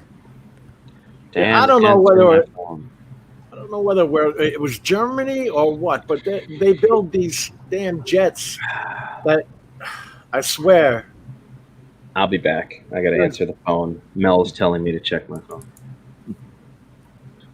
They're as big as the, I can't say half scale or quarter scale, but they're huge. The jets they fly out of there. Out of some festival in Germany. Oh, I know. Yeah, I've seen that before. Oh, yeah. They're, Well, they're like in- quarter scale. Yeah. Yeah, in Germany they have they don't have the same laws that we have here. They can build huge things. Here, over 55 pounds. Yeah. And you got to go through a big drill. This was cool. That's just insane. Wow. 3D flying. Oh man, he had a lot of smoke in there. Yeah, they actually have inject kerosene right into the muffler. Is that how they do it? Yep, smoke oil.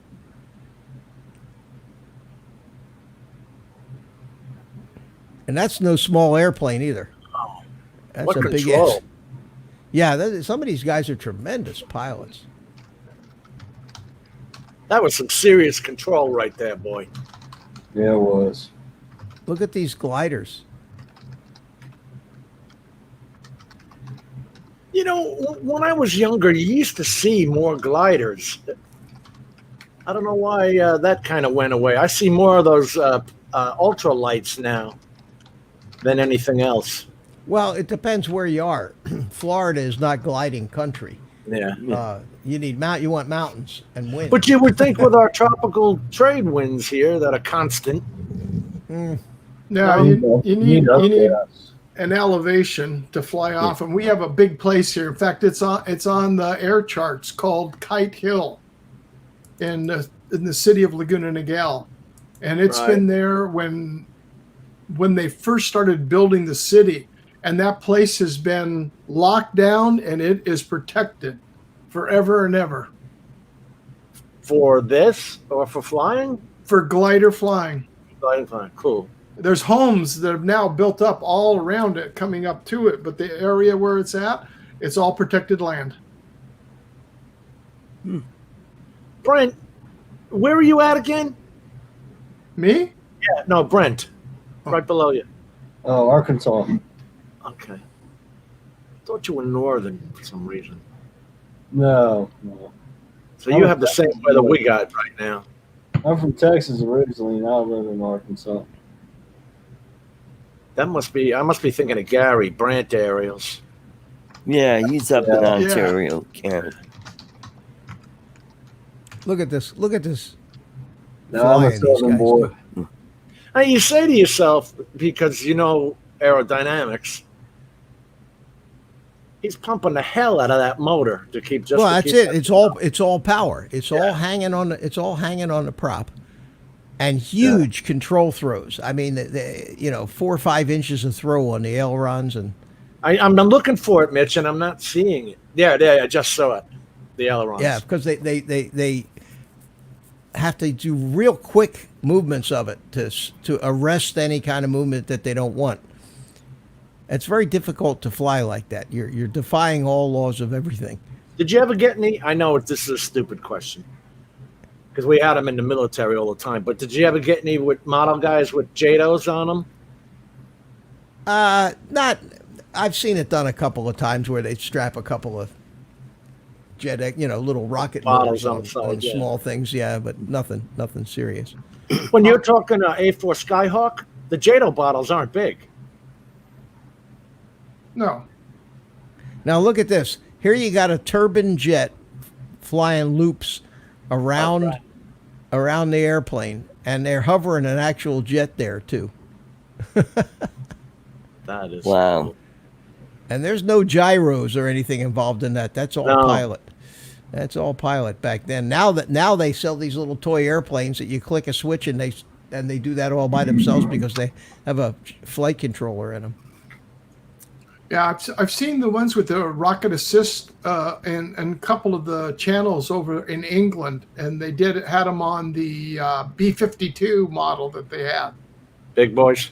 Yeah, and of course the B-52s have the JADO assist, on them, and it was trying to replicate exactly like a B-52 would be taken off, fully loaded with ordnance on board, and away it goes. Mm-hmm.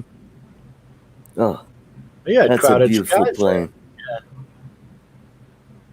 What model is that, Art? That's a Lockheed P-38. Yep, San Diego, California. Yep. My da- That was my dad buddy worked on Arnold. those. That was my friend Arnold's plane. He loved that plane. He built one of them after another his whole Now, life. Mitch, let me ask you something. Coming from this, as you did, do you find that we're cheating today? You know what I mean with our 3 IMUs and GPS systems and all that crap?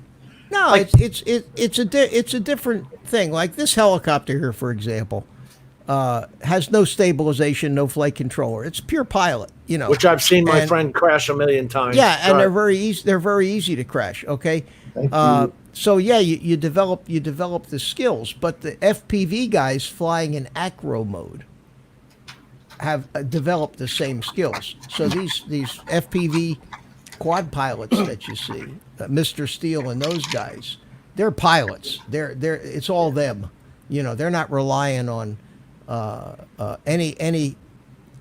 Yeah, the flight controller in acro mode takes out the bumps from the outside influences and smooths the flight out a little bit. But basically, you're doing all the flying. When you fly a Mavic, you're not really. I've always said, and I don't want to insult anybody, but you're not really flying. You're not really flying. You're driving it around. I understand that coming. Yeah. Annette, you're bursting my bubble. Well, No, you can understand it when guys are losing their aircraft when the damn thing goes into ADI mode. I mean, yeah. we made it too easy. Yeah, when an airplane goes into ADI mode, which means it's still stabilized, it's still right side up, and it's just drifting off with the wind, and you can't fly it enough to bring it back. Yep. You're not a pilot. You're just not a pilot. Sorry, guys, you know.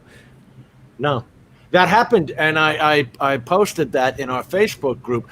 Guys with an M600 Pro, which is a good size piece of machinery in weight and all that, and they it went into ADI mode when they lost GPS.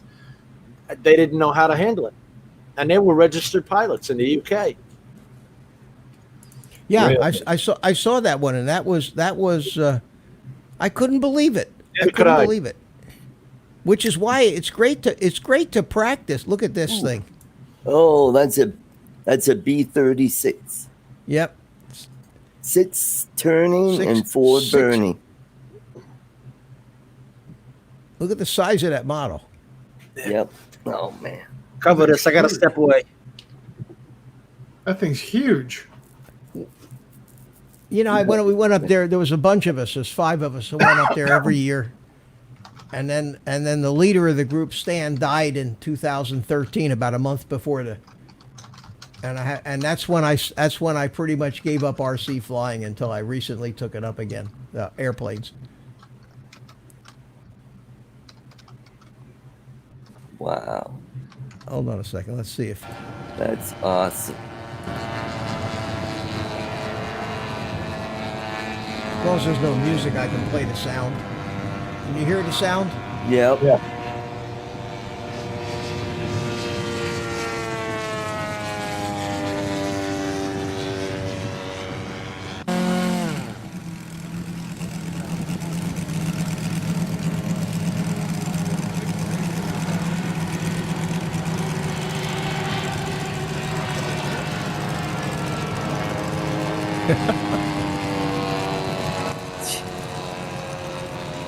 That's pretty awesome. I mean, these guys, they work 5-10 years building, and every year they bring the same model back and they've made it a little better motors or something. You know, if they ever crash these things, it's like losing a member of the family. Yeah.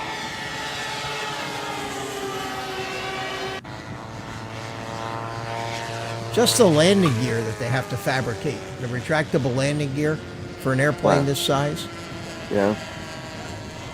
There's a guy that has a channel over in England. He has I don't know what scale it is, but it's a 747. And then he has an RC mobile tow unit for it. So the mobile tow unit goes up, hitches up to the nose gear, comes out, pulls the 747 out and brings it out on the runway, disconnects it, pulls it off the set, and then they sit there and they fire it up and get it fired up, and away it takes off and away it goes. Wow. And then when it lands, that tow vehicle comes back, hooks up to the jet, and takes it back over to where he's got his staging.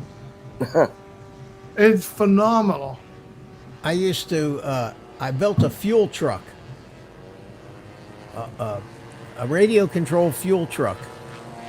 And it carried 2 gallons of jet fuel, had a pump and everything in it. And we used to, Wow. and when we did the noon air shows at these events, and we had all these spectators, a jet would land, and I'd take off with the fuel truck out on the runway, chasing it down. Somewhere in here, somewhere around here, I got a picture of the fuel truck. But So you got a kick out of the gig. oh God, yeah, it was. It was it was what I did back then. That was my hobby. Let me ask you And, something. Money wise, were you deeper pockets then or now? Oh God, what do you think? Back then, I had a big boat, an airplane, a real airplane, and everything else. No, not the real airplane. I mean, in this hobby right here. Oh, I spent. I'm not spending anything now compared to what I used to. Yeah. One of those turbine jets, you could put $5,000-10,000 in one of those very easily. Hey, I don't Jim, think I have I got a $5,000 blaze, too. in all my drones. All right, Art. Thanks for showing us your Yeah. Mavic 2 Zoom. Thanks Mavic for Air. having me on. Everybody, take care, and we'll see you at the next meeting. Thanks, Take buddy. care, Art. Take care, buddy. All right, bye-bye. Here I am again. I see. This is the size my friend had, and Mitch. He crashed it so many times, and the guy his name was Carlos. He almost cried because it was cost so much money each time he crashed it, and he had. The controllers on this thing are 87 switches, and to me, Yeah. Oh, yeah. Yeah. This one, that was probably, I don't know, maybe $1,500 sitting there. Yeah, they're not cheap. The actual guts of the helicopter were $1,000. That scale fuselage was $400. It used two 6S 5,000 milliamp batteries. what were the props costing? Because every time A set of blades is about $150 they're all carbon fiber, balanced. that's the first thing to go. Well, when you crash a helicopter, it's not like a drone. It becomes an instant pretzel. I mean, you have to take it all right down to the screws and replace half the parts in it. They're so impressive when you're up close on them and all that. Of course, he didn't know how to fly it, but Took me a while to learn, and I never became an ace helicopter pilot, but I could take it off, fly it around, and get it back. this I is you enjoyed flying it. this one. Yeah, that's me flying this one here. And of course, no GPS, IMUs, any of that. No, crap. no, nothing. No, this is all. It's like balancing a spinning basketball on top of a spinning basketball. Now, how would the wind affect that? Just like anything else, it's the airplane's flying in relative wind, and if it's like being in a boat in a 10-mile-an-hour current. Right. If you're not trying to maintain your position in relation to the shore, you don't even know there's a current. You're just moving along with it. But the minute you try to hold your position to the shore, now you got the 10-mile-an-hour current. So if you have a lot of wind and you're trying to fly around in a given area on the ground, then the wind becomes very, very relevant.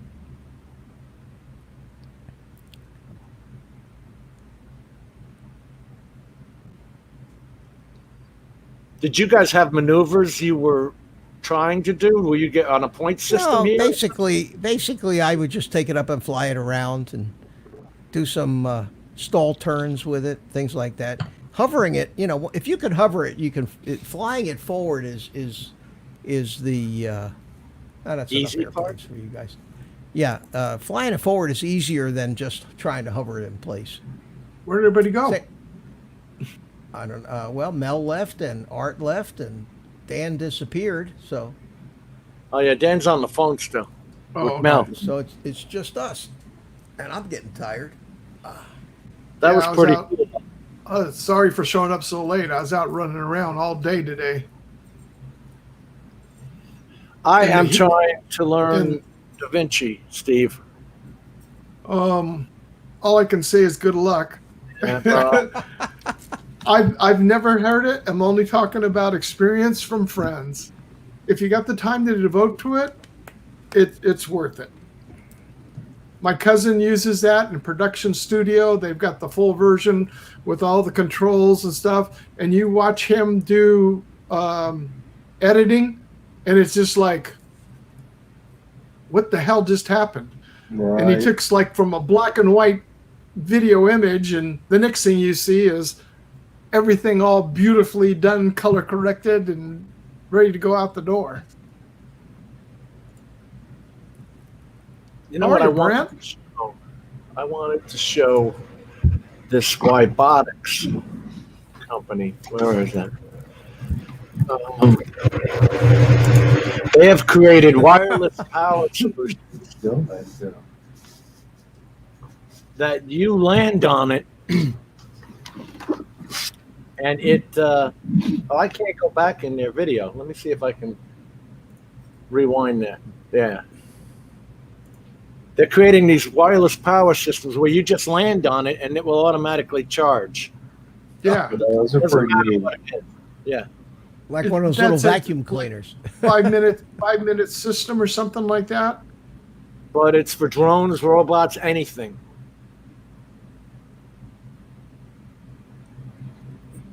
Oh, it's That was got a- the same kind of wheels as the DJI Robomaster. thing. Robomaster, yeah. Yeah.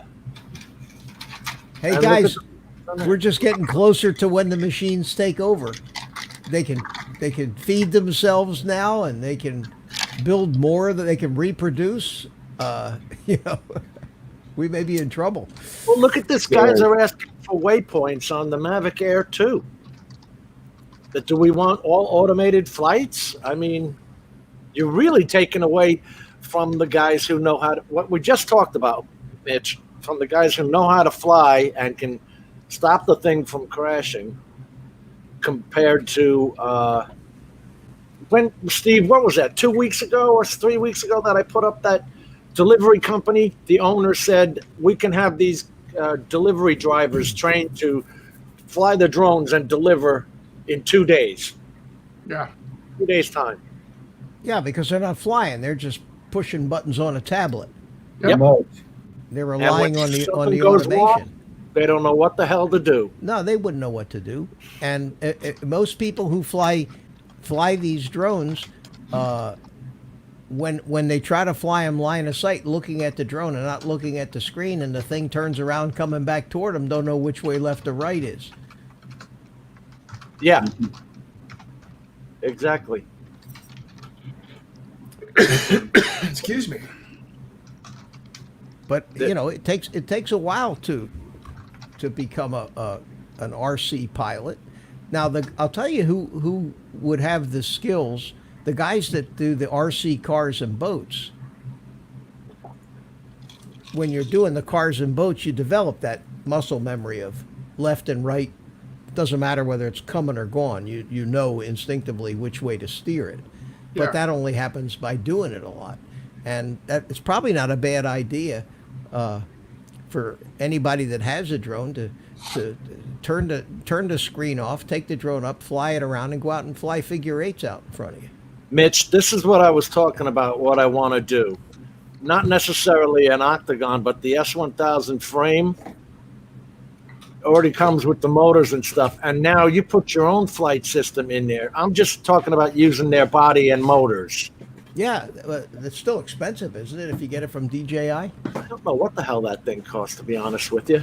Got to be a lot of money, because you're still going to have a lot of their electronics. You're going to have their ESCs. Yeah. That's if you want. I mean, you could slap T-motors in there. That's what I have, Tomas, and I haven't flown it. What's that, Steve? I'm sorry, I didn't see. Steve. It's an Hubsan X4 jet FPV drone. Are you going to come to the dark side too? As I said, I haven't flown it yet. Oh, And that was a gift from a beloved friend of all of us, Kelly Shores. oh, no kidding. Kelly. As subscriber of the month, that was in the box. Kelly's getting pretty good. Yeah, he is. You he's know, the getting one pretty who's gotten at good is FPV. old Ken Dono. Ken is yeah. Well, Ken's young. Yeah. Yeah. Young. When you're young, You know, all the hot FPV pilots, they're all kids. They're video game generation, most of them. You know, they grew up with a game controller in their hand. Yep. You know, They're not old. They're not old like we are. You know, we're a bunch of old men old dogs trying to learn new tricks here.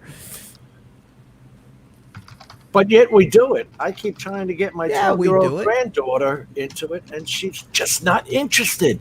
It's almost like, is that all it does?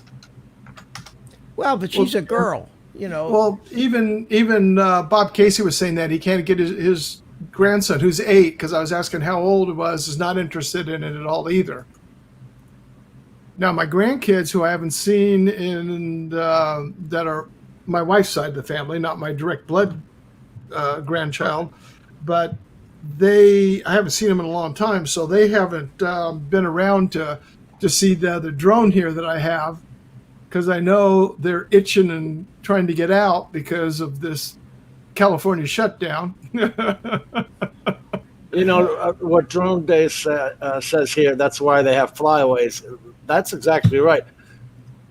You're supposed to actually, there is a video training on Facebook that I keep telling them. It actually says, don't bother with the manuals, you know, to take our video training. And I said, no, you got to read the God blessed manuals. That's the only way you're going to find out when it loses GPS, how many seconds before it goes into ADI mode, even though your drone doesn't have ADI mode. When it loses GPS, it's going into ADI mode. And if you don't know how to fly it, right, Brent? Yes, sir. I just get mad at that guy who keeps putting up that video. I guess they want you to pay to go think? through his video course to learn how to fly drones. I fly an Addy mode a lot, unless I'm Well, doing the job. I It's actually closer- prefer it. It's a smoother Yeah. shot. Yeah. What are you Well, saying, when Nick? you fly an FPV, you of course are never you're never relying on the GPS for any kind of position. You're just out there flying, and if the wind's blowing, you have to manually compensate. When you make a turn, if the wind's blowing you towards something, you have to make sure that you. And the same thing is true in flying in RC airplanes. You have to make sure that you compensate for that wind, or you're going to get blown right into a tree. Yeah, it's not easy. It's not. You don't have to be Superman to learn it. You just have to go through the iterations of the practice. It's like Yeah, roller it's just skating. big You know, time. nobody can put on a pair of roller skates. I don't care who you are, how smart you are, and get up on them and go out and start doing Olympic maneuvers with the thing. You're lucky you can stand up. Oh, for Christ's sakes, without I can't falling stand flat on up. your ass. Yep. Yeah. Yep. And then after you do it enough, your body starts to develop, your brain starts to communicate with your muscles and your balance, and then the next thing you can start moving forward a little bit. But you have to go through the drill, or you're not going to learn. Nope. And that's why it's so easy to fly camera drones, because you're not flying. You have a few simple commands to remember. Now, if you want to learn how to go up there and do sweeping cinematic shots with hand-flown orbits, yeah, you have to learn the skills to do that. Use the But hand. Ken Hearn is a great example of how, even though he was a tremendous photographer pilot of a stabilized camera drone, he still had to go through the drill of crashing FPV drones to get the hang of it. Oh, when he Yeah. took over FPV. Yeah, Okay. and he I don't he's think been the doing- two have any relation to each other. There is some. There's a little.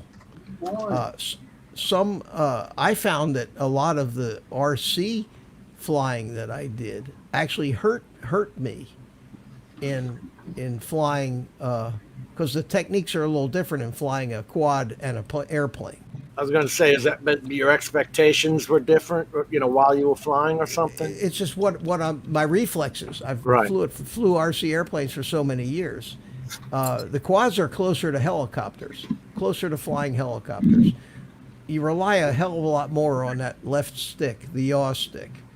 Airplanes, the tail tends to follow the airplane around, and you could actually fly an airplane, never touch the rudder. and still do a halfway decent job of flying it. The rudder just gives you a little coordination in the turns.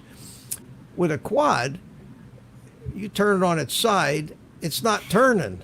It's going to continue to point in that same direction until you start yawing it around. Just when you're flying your camera drone, if you take that right stick and move it to the left, the nose continues to point straight ahead. The quad just moves directly to the left. It doesn't start actually making a turn until you bring that left stick in, the yaw.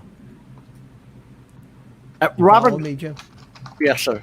Robert Glazier, how old is your son? He said he loves it. His son loves it better, and he's better than he is. I wonder how old he is. You know, when I was a kid, Mitch, I think we talked about it, I started off with the Estes rockets and making those kits and all that because they were so cheap and easy to do. Yeah, those things you didn't have to learn how to fly. You just had to learn how to point. You just had to wait for the parachute to hopefully bring it back down, and that the wind didn't carry it off. They didn't all have parachutes. Into a tree. Brian B-Mac says if you're a true old guy, all tricks are new every day. Yeah. it's like somebody once said the upside of Alzheimer's is you meet new and interesting people every day. Every day. There you go. Right. Sad but true. Kind of like that movie 50 First Dates. Yes. Yeah. 5 Second Bob. Hi, I'm Bob.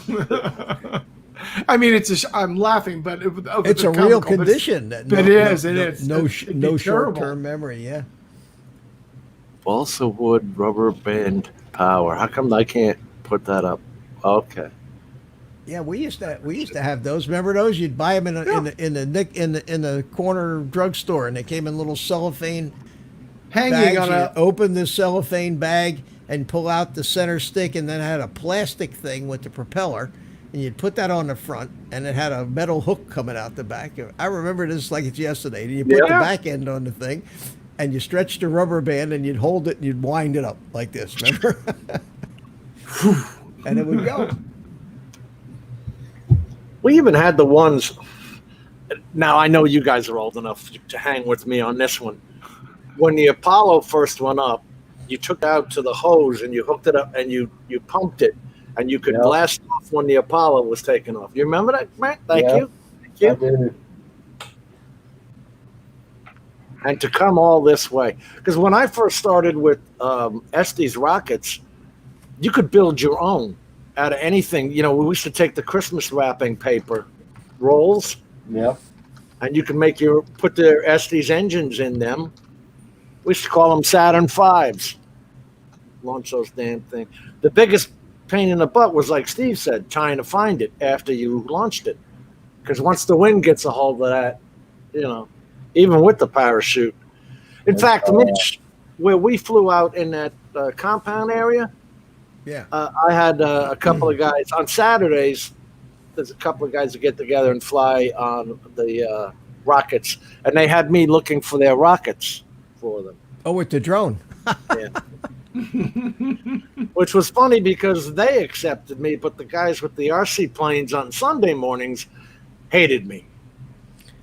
That we talked about that. That's the RC guys felt the same way about the RC helicopters when they first came out, because the helicopter, anything that hovered, was an obstacle. Because the RC guys at the club field were just basically flying around a racetrack pattern, which was very boring. But when there was a lot of people in the air, that's what you had to do. Yeah. You always went one direction, and then some fool got up there with something that hovered and became an obstacle, and it became the Hatfields and McCoys. And to this day, model airplane clubs, you show up with a drone, they don't like you. Yeah. We still make Estes rockets with our scouts every year. That is so cool to hear. That's where I started it all. And to think now, they're actually starting college courses to become drone pilots. Have you seen this nonsense? It's an actual college program now. Programming. The school here has got it in, and it's for programming in high school. Okay, why don't you do it when you're 8? It's called drone blocks with a DJI Tello. Well, it takes time for everything to get caught up. What is that dog doing to you? Oh, geez. You're so vicious tonight, Jim. Well, Jim, I'm going to bug out and hit the All right, sack, Rich. I think, and get up early and go fly again. So good to see all you guys. And Good seeing you, thanks, man. thanks for putting up with my model airplane memories tonight. I thought it was cool, especially when I saw that Guy Lombardo boat. I remember him, and that was his prized possession. Oh, the old Chris Craft. Yeah. Yeah. All right, guys. Brent, good to see you again, man. Good to see you Steve. too. Dan, everybody in the chat. Take care. Mitch, take Yeah, care. Have a man. good evening. See you Thursday night, and Adrian too. Bye, Say hi on dude. the way out. Oh, I don't know if he caught it. Remember the dude conversation? Don't let Adrian in here. Yeah, who let shirtless in? I thought he said he was going to take a shower. Make him bend his bill. Adrian disappeared. I don't even see him anymore. Where'd you go, bro? Were you on the phone that whole time with Mel? And the only Yeah. reason I ask is because that's what happened with he and I the other night, and it wound up for 3 hours. Yeah, I was on the phone with Mel. 3 hours of talking, and we started off with one discussion. Well, I gave a lot of good information. I hope he runs with it. So I'm normally pretty good about that. I hope. I know what you were talking about. Maybe. All right. Well, Jim, I just want to let you know, you guys have pushed the heat over here to California. You fought so hard, you pushed it back. Here on the coast, it was 93 to 95 degrees with 85% humidity. It's still that now, and the clouds covered up. And inland in Riverside, 116 degrees. No, excuse me. It was 109 degrees, feeling like 116 degrees because of all the humidity. Wow. Excellent. Excellent. Get a little Florida weather. How you doing, Jim? Pretty good, buddy.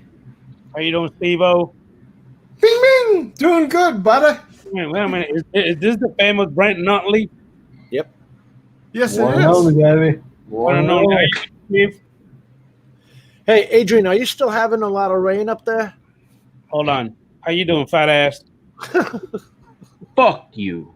Good. Anyway, yeah, Jim, including today, we've been getting Oh, rain wow. every day, man.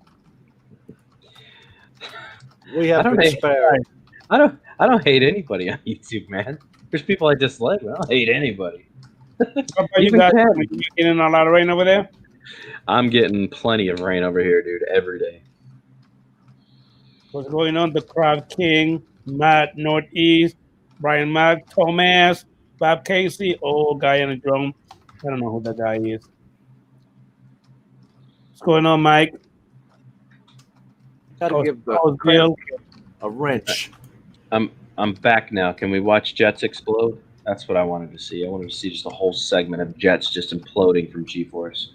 You can't tell me he didn't have any of that. There had to be Well, some of that. I want to watch it. Now I'm gonna watch it. You know, like I said, my friend had poured all this money into the helicopter back in the day. Jesus, this was in the 80s, I think. And as soon as he got that thing up in the air, he would crash it. I mean, to watch him, it was like a futile mission. The guy it brought him to tears. Literally. And yet he'd go fix it or buy the other one. What you got up, Dan? Oh yeah, that's my exploding stuff. Yeah. Let's see. This one should be good. I'm not playing the audio. If you guys have never seen RC jets explode due to G-force, it is epic. It sucks for whoever owned the thing. Yeah. But it is epic when it does happen, man. When they give it a little too much gooseneck, these things just implode. Gotta know the boundaries of your bird, man. And it's only fun when it's mid-flight. I don't like crashes to the ground, but when mid-flight, they just explode. It's crazy. All right, camera guy, get on the ball here. What were you doing? Picking your nose? Jeez. Probably talking to the guy with the remote. Now it stopped. Who was that was flying? Warm-up golf here? Oh, nice. Now we know why this one explodes. How the hell did he run out of freaking runway? Jeez, oh, He Pete, didn't. buddy. He ran off the runway. Yeah. All right, how long we got to wait for this thing to blow up? Oh. Is that a Right jet? here. Somewhere around here.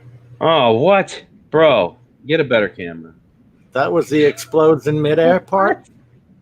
Back up. You know, that was. It was such low resolution, you couldn't even see what it was. Oh, This- now there's a model. That's Yeah, what I was there's talking about, Steve. There's a craft. Those big boys. Yeah. That's over in Europe. That is a large craft, isn't it? There you go. Is that the theater view? Yeah. You like that? I love theater view. Oh, this one crashes apparently. Should we go to the crash or just watch it zoom around for a bit? I think he's going to crash now because he's going slow. Let's see here. No. Right about. Oh, this one does Oh. explode mid-flight. He really did. Did he hit something else? Too fast. Oh, my God, dude. Hey Jim, if you notice it looks like the aileron on the elevator just went to shit. Yep. It broke Yeah, the whole off. back of it just snapped off. He was trying to do a big maneuver and it just gave out. The rudder broke off. Yep. Wow. Well, that's what you get for building out of popsicle sticks, gentlemen. Oh, look at that. Damn, he was so proud of himself, too. Oh gosh. Right up to that point. Dan, how much are you talking for one of them? Dude, I have no idea what the RC jets cost. Ever since I was a kid, I always wrote on my Christmas list to Santa Claus, I want a remote control jet, and I ended up flying drones. I don't know how the flop came in there, but yeah, they look I like don't they'd be know. fun to operate. I don't know how much they are today, but I know a friend of mine who builds aircraft, real aircrafts, and he's been RC glider flying since he was a little kid. His group, he's got several guys in there, and I mean, it's nothing for them to have like $2,500 to $5,000 in a jet. Yeah, that's what I was asking earlier. You know, compare the differences to when Mitch was doing it without all those controls and then what we're paying today. Because actually, the stuff today is more available than it used to be because the sport has become really, really prolific. It has really, really grown a lot. At least up where he's at. He's up in Sonoma, California.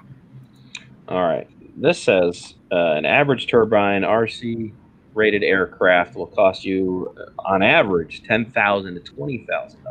Jesus. Wow.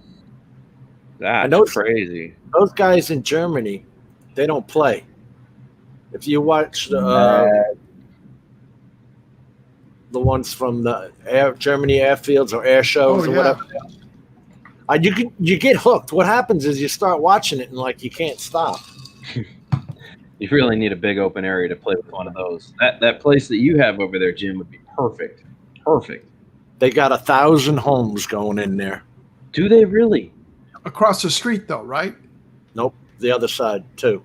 Oh no, I was talking about the place that we went to. That really, they're building on it now. Yep, they're No filling in the kidding. marsh, and putting 1,000 homes in. Somebody bought it, huh? On the park area. In the park where me and Mitch flew in, Yeah. and me and Dan flew in. Because I know when Mitch was flying there the other day, he was up there. You could see where all the grading was done across the street for Okay. for a subdivision. Right. Where Mitch flies in that park, south of that area is where Dan and I were. It's this huge open area. It's been open since the 1960s, but it's got paved roads. It's called the compound.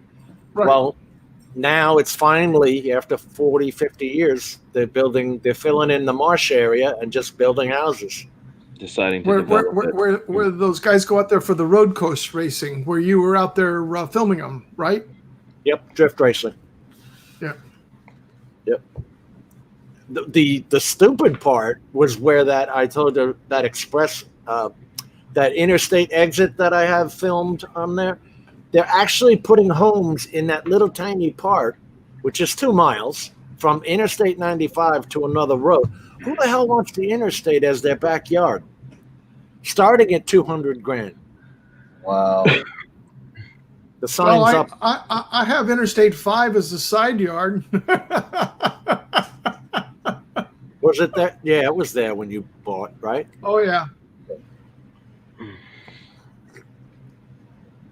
That's something I couldn't deal with. When I grew up, we had our parts that were uninhabited, let's say, and then you have the train, the Long Island Railroad that goes through there.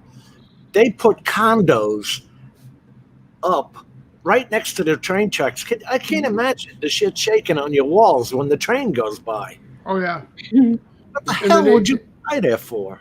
In the neighboring town called San Juan Capistrano, where the swallows come back to Capistrano to the mission. Yeah. There's just you cross over there's a road crossing. You cross over, you go the length of say a half a street, and there are condos lining it.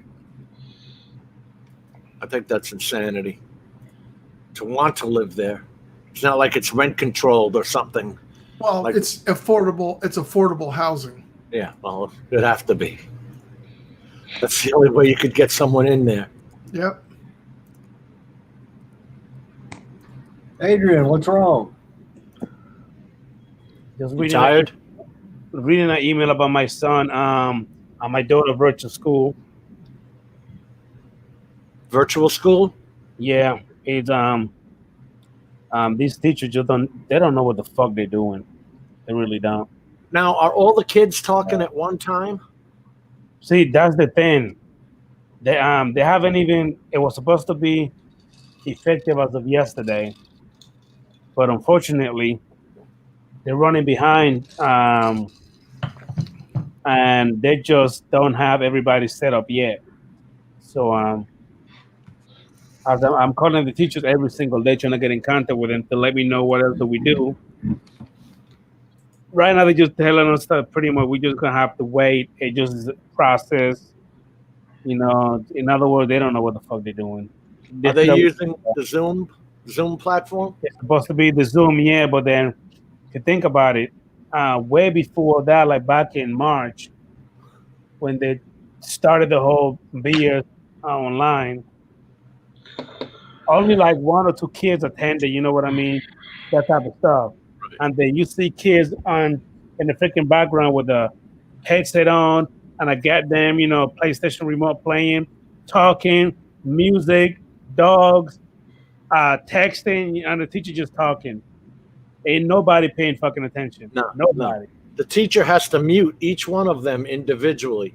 Pretty The much. only reason I know that is because we're doing homeschooling with my daughter through Florida virtual school. And the teacher has to individually mute and unmute in order for kids to talk, which is obviously not getting done. The teachers don't know how to use the Zoom system either. They don't. No. That's crazy. And then they gotta send the little, you know how you send me the invite for StreamYard? Yeah. Zoom, you have to send it to their email. Don't send it to me, dumbass. I'm not the one going to school. You send it to his email account through, the whole School. program Yeah. type of stuff. And again, it's just a big fucking headache, and it's really pissing me off. It really is. When does it officially start? It was yesterday's when it officially started. Okay. Because in Florida, we start school in August. At least in, In Florida, we start school in August. In No New shit. York, we didn't start till the end of September. Yeah. Anyway, Next week. see, in Levy County where I'm at, it starts as of yesterday. In Gainesville, it's gonna start the 31st. My kids are actually going to school. That's where it should be everywhere. The kids are the healthiest out of all of us. Right. Yeah. I mean, they have the tools.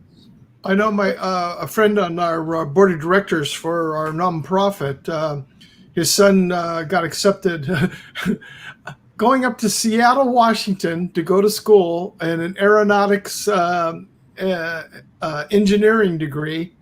Mike, They're taking him up there in order for him to be in a dorm room, in order to take online classes. what? Yeah, you're going to college to be in a dorm room with your roommate, and you'll be taking your classes online. That's just so you can Going play. to college to be in a dorm room with your roommate, and you'll be taking your classes online. There we go. That's just so they can get the money out of you. Exactly. The college fees. Holy Christ, what a racket. Yep. Mike great. says natural selection. Brent agrees. I agree. They're the healthiest out of all of us. They're not going to get the flus. They're not going to be a problem for them. All the parks and schools here are full outside. Sports are all start. Good. You know, I don't know if you guys get this, but I get these Biden commercials. I was watching Discovery Go channel the other day, watching my Yukon men, and all these Biden commercials. He thinks has an advantage to vote for him. He will make all of us be wearing masks. Joe will listen to the World Health Organization and make us all wear masks. That'll stop it, you idiot. Well, that's where they ought to listen to their the science, like they say. Everybody says, no matter which side you're on, there is no mask in existence that can stop the virus. Well, Period. let me None. Zero. Let me put it this way, Steve-O. If you can actually squeeze out how far through your fucking underwear, your pants still come up and stink up the whole goddamn room, what the fuck is the mask going to do? Not a goddamn thing. The virus is not airborne. It is waterborne. You have to cough, sneeze something directly onto another person in order to get it through, or spit. I understand, but did you understand simple I'm trying to make? Unfortunately, what you're trying to explain doesn't constitute for something that's got to be a liquid coming out of somebody. I get it. But I get what you're talking about. I also read today from the what you call it. It's like a email from the experts out there in Washington talking about that if somebody was to go ahead and use the bathroom like pee or whatever, and then you happen to go in there, and the person that has the virus to use the bathroom, you can actually get it because it's airborne. Now what? It's not airborne. That's what I'm not. Don't kill a messenger. I'm just telling you what. Yeah, I know. It sounds like there's grown-ups who can't make up their mind. This is straight off the CDC. You can read it. So I'm not talking off from anybody else. This is off our national CDC. It's all on there. Yes, it can be, if you want to consider airborne, like if I was sitting there next to you and I go, chew, it's in the air, but it's a spray. It has to have a medium. Yep. Which is your saliva. Yep. It's 30 microns in size, huh? Yeah, it's small. And then at my job, I was wearing what they call it's supposed to be like the biggest mask ever made in history. They're called the N95 mask. Yeah. That won't stop it. So fucking uncomfortable to have on your face. It's ridiculous. They're making our kids wear masks. What was that? Like, they're making our kids wear masks if they go to school. Yeah. Yeah. Well, that's where the common sense, there is none, because I wear a mask if I'm supposed to go to, which I don't. If I go into a store or someplace like that, I will wear a mask for the rules that are required. I will put it on. But we went out to eat. So I wear a mask because the only place we can go to eat is if you have outside dining. Now I wear a mask while waiting in line, and I get up there. They sit us down. I take off my mask, and I'm there eating, having a beer, enjoying the outside breeze and everything. And then I'm done. I put my mask on my face. I get out. I pass the other people getting back out, and I take it off when I'm in the parking lot. Yep. It can float up to 8 miles. That's new. I haven't heard that. He's saying it's airborne. But the mask idea is only for you not to be expelling it in your spit when you talk. Exactly. Yeah. It's how long are they going to fight over this? Get over it already. Expose everybody to it. Let everybody's immune system get up to speed. And let's go on with life here. Let people get back to work. Kids back to school. No. It's called let's be scientific about it. I agree 100%. But being scientific means you come up with scientific data and reporting. Because I have 2 friends that are now being counted as 4 tests because they tested asymptomatic, went into the hospital, they're tested again. It's 2 separate tests are recorded. It's not once. Right. It's recorded twice. So here in this state, and talking with some friends of mine that are physicians that have lawsuits against the hospital because of them being forced to report that the patient, their loss of life was due to this bug when it wasn't. And they said, no, we're not going to do it. And they were going to fire him. He said, try firing me. He says, I'll own this hospital. And because we have the proof in order to prove it. We're going to report it exactly as it is. So they're filing lawsuits against 2 hospitals here locally because of the difference in the money. I agree with Mike here. It's worse if you don't get exposed to these things. Like, we talked about, Jesus, this is going on 11 months now, guys. 10 months easy. Yeah. Right? It's all started in January. Listen, we used to play in the dirt, eat worms, all that other crap. You're building up your immune system. Yeah. These kids today, all they play with is electronic controllers. I remember back in the days, I'll be outside playing in the dirt, go use the bathroom, don't even wash my hands, eat my food, go to sleep, wake up like nothing happened. Might have a freaking snotty nose 2 or 3 days, a week after, I'm cleared up. You always had, the only thing you got sent home for was when someone had lice. Yeah, When it was a one big kid panic. got lice, everybody, yep. See, Steve and Jim, back in the day, lice was like the new AIDS. But if you have lice, you better take your ass home. Don't come back till you get rid of it. Yep. That was funny. And I remember if one person get it, everybody got the goddamn thing. I think they still do that too. What's the first thing you're gonna do? This right here. Boom, there you go, you got it. What's Robert saying? I used to get worms up my ass.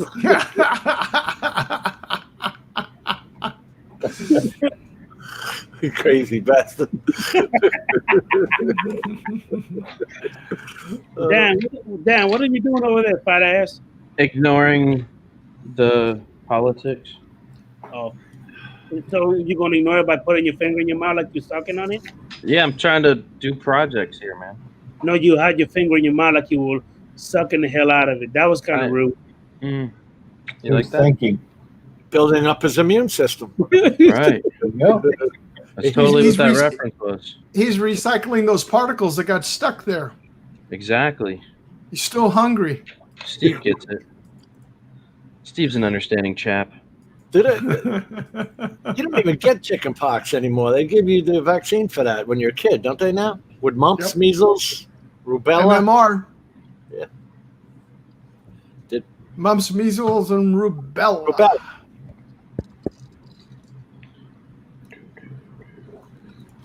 Now, if you get it when you're an adult, it's no longer called chicken pox. It's shingles. It's painful, too. Very. Return to shingles. Researchers used a nebulizer to blow coronavirus into the air. They found that infectious viruses could remain in the air for up to 3 hours. What are you using a nebulizer for? That's power pressuring it. Now, Nebulizer is forced air. Yep. now, that's the reason why I actually made that example, Steve. For example, if that really is true that it will remain in the air for 3 hours, you got the mask. You walk into it, I'm assuming you're gonna get it. What is the mask gonna do? Nothing then. Right. It's not protecting you. If you have it on your hands, what good did the mask do? Just don't touch your face. Hey, and this is another thing, guys. You're supposed to have it like this. I see people like this right here. Either have it here or like this. Yep. Well, that's because everybody wants to go along of the days of gunfighters. Yeah. That's because they want to be able to breathe. Wearing those masks is a royal pain in the ass. It is. And My wife's got a. My wife's got only to started wearing them in the 1930s, I think. My wife's got to wear it 8 hours a day at work. It's insanity. Whatever.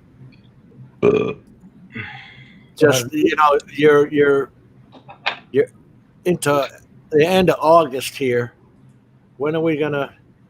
This shit has. Oh, I know it's going to be done. I know it's going to be done. I can give you the answer to that, and this will fall right in line with what Dan doesn't want to hear. No, November 4th. We won't hear anything about it after November 4th. You know what? You know what, Steve? Honestly, I believe that too. I believe that after everything is all settled and done, and we figure out who do we want up there again, all this shit here is gonna stop.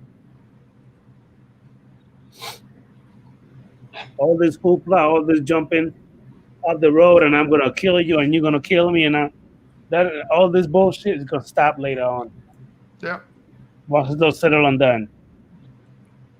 Are you doing shadow fighting down there or what? Oh no, I dropped it, you bastard. Oh, that was going to be a cool explosion. I was trying to be a scientist. He's being rude. He's being rude, Steve. Not trying to, bro. He's being fucking rude. Dan's not into and I understand that. I respect it. Dan's not into politics. No. I'm not talking about him. He over there playing fucking shadow fighter. He won't even invite nobody. God damn it. That's trying to blow something up. What I want to know is if you're the parent and you have to go to work, how is your kid sitting home doing school on Zoom? See, that's another thing. I'm glad that you brought that up. Turns the computer on, and sits there and goes to But school. they're not, you know damn well they're not doing it. They're not getting the education. Again, exactly. They could be telling me, yeah, Daddy, we're doing it because I'm on the phone. But are you really doing it? And then that's where the teacher reports. That's where the teacher reports to the parents. Daddy, you got fire on the carpet, dumbass. Well, that's not carpet. That's floor. That's concrete. Okay, whatever. I thought it was carpet. Anyway, look it up for you, jackass. I got love for you. It didn't even explode. There's still more. Jim, left. another thing, and on the whole online bullshit, parents supposed to have an app. So to keep up, what I mean, with the children's stuff. The teacher told me, oh, by the way, the app that we set up for you guys is not working. It's probably going to take another 5 months for it to work. Oh my God! But Really? for right now, the online bullshit that it's supposed to be doing is only at 9 weeks. 9 weeks only. A test? Yeah, 9 Till weeks. 9 weeks. And then that's supposed to be like the whole school year right there, done. 9 weeks. No, I think they're thinking that this crap will be over with in 9 weeks, and they'll go back to school. We're going back here. 460 milliamp. What are you doing? Yeah, he's saying blow up a one cell. Yeah. And I tried and said blow up a 1S. I'm like, I'm down. All right, let's do this. Your views are about to go up, Jim.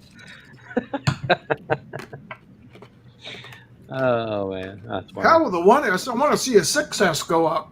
I've done that too, man. We stab them in the field all the time to put them down. When they start to go, man, you got to let them just go. You just stab them. Yeah, you're not gonna stop. What's going on, Chris Hope? How you doing, Chief? Oh, I'm not taking a battery home that looks like it wants to blow up. That's the difference. That's Yeah. unsafe for me now to throw that back in my car and dispose of it later. I'd rather put it down in the You field. bet it is, man. That thing will blow up in the car. Right. Exactly. So, you FPV pilots, if they blow up on you, if they start expanding, you just put them down in the field. Don't take them home with you. That's asking for problems. They burn Yeah, but hot. stabbing them too, you have a good chance of them blowing up. No, I've never had one blow up. They just sizzle to death. Yeah. It looks like a phosphorus fire from the one video I saw, and only one. Well, I got a bunch of videos putting batteries on.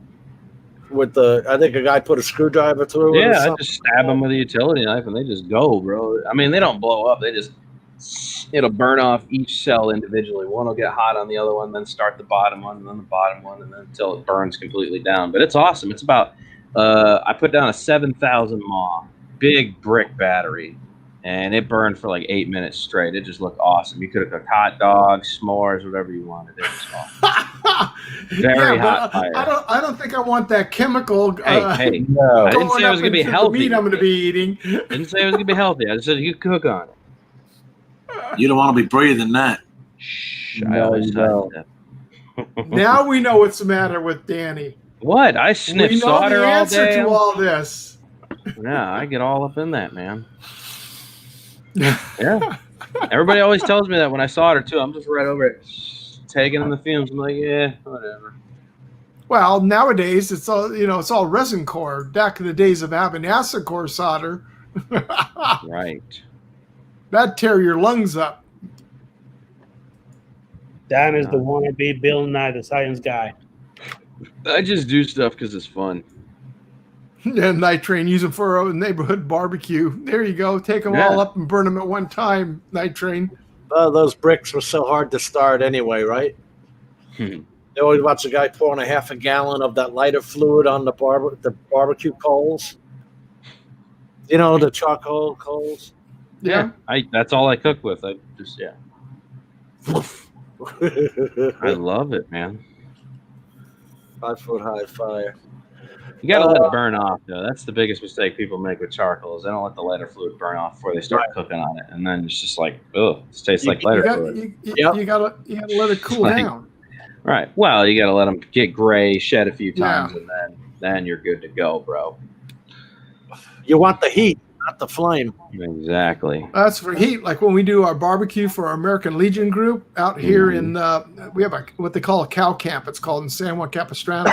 It's owned by one of the largest ranches. It's still in existence out here. And they have these huge crank up grills. And out there, we take everything in, put orange wood that's been seasoned. Put that over there. You lay that on down there. You get a bed going over there. You slap 100 steaks across the top of that grill.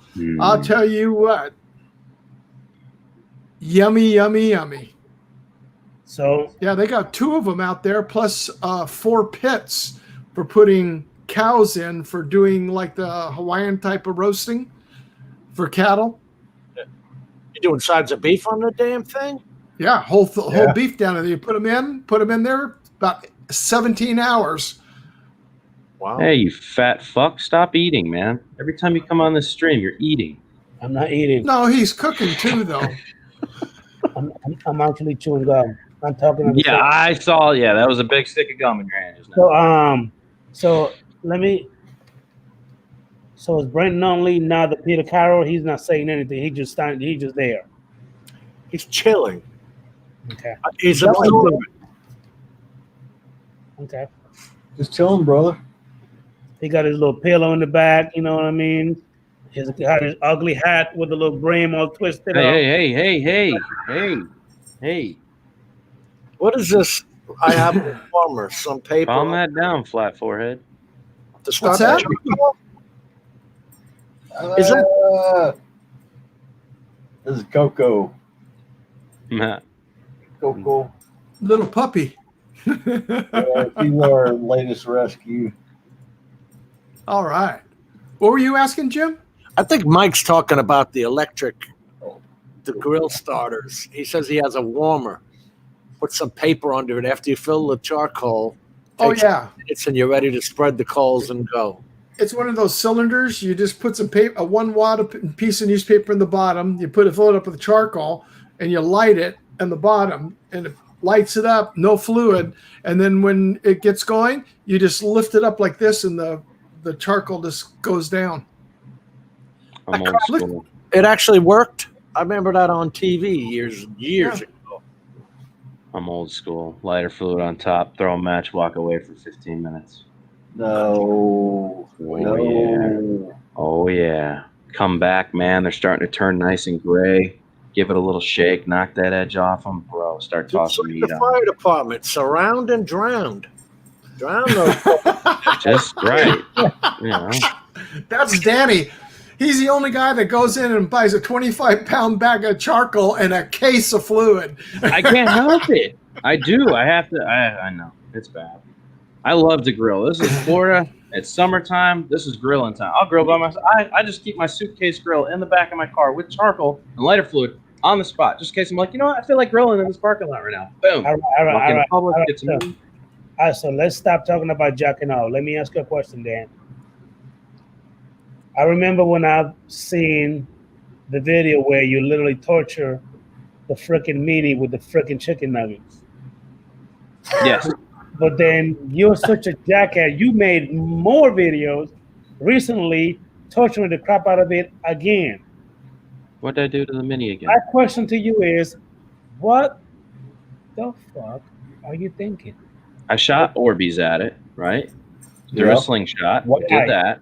Why? Right. And then we did the chicken nuggets. Why? And then we were going to move on to meatballs, but I wanted to see how those two videos did before I destroyed a quad.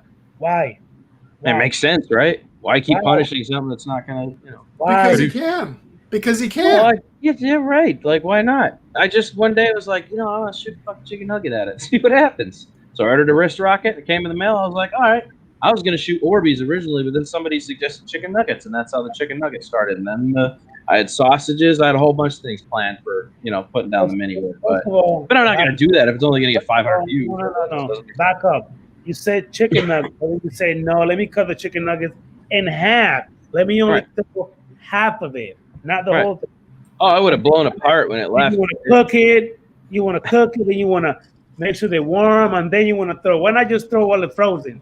Just throw while it's frozen. Okay, there's a reason for that, because obviously the idea of this was to see how much punishment it could take, and then over time build up to unnecessary stuff. If you just start right out the hole of the unnecessary stuff, you have a broken quad, no more entertainment. Okay. Right? Does that make sense? You got to think like a YouTuber, brother. Oh, God. So if I wanted to, I'd just go out there, shoot it with a gun, and then it's over with. Now this is another question. It's called prolonged watching and brings people back and back and back to disperse the cost, return on the investment. So he needs enough watch hours in it in order to pay for the drone he's going to blow up. Boom. Hey, Steve gets it. Dan, I wonder. business, ROI. Marketing at its finest, my brother. That's true. What Mike says, if it was under warranty, they would fix it. I don't know. I don't have a warranty. I just bought it, Brian. No, it was sent to me, right? We didn't buy it. It was sent to me by. They wouldn't know. How could What's they that? know? Well, I don't think he bought 4 of them at the same time. He bought me one, and then he bought one for himself and other people. But no, Dre, we've lost it. We have absolutely lost it. Well, with that, Dre, what do you want to talk about? Let's do that. See? Good evening, Dre. That's easy, right? Have you melted out there, by the way? I know my son called me up and told me it was 109 and felt like 116 in Riverside. That's about time you guys get some of this Florida weather. And the humidity to match the humidity in Florida. Listen to him whining, Dan. I hear him. And Adrian, this is what we get every day. Now you know why I fly at night, not during the day normally. I know that. All the working I had to do out in Vegas or go to Arizona, we would work at nighttime. Even then, go ahead. I wanted to tell you this. I went out the other night and was flying him at 5:30 and still using a 16 ND. Oh, you were Yep. so Still that bright out at 5:30. right. Still using your NDs, but that's not golden hour, right? Golden hour is until like 8. No, for us, yeah, because you got the sun's 8:30 almost. Right. It's like 8 by 8:30. It's getting pretty dark, and then by 9 it's dark. Yeah.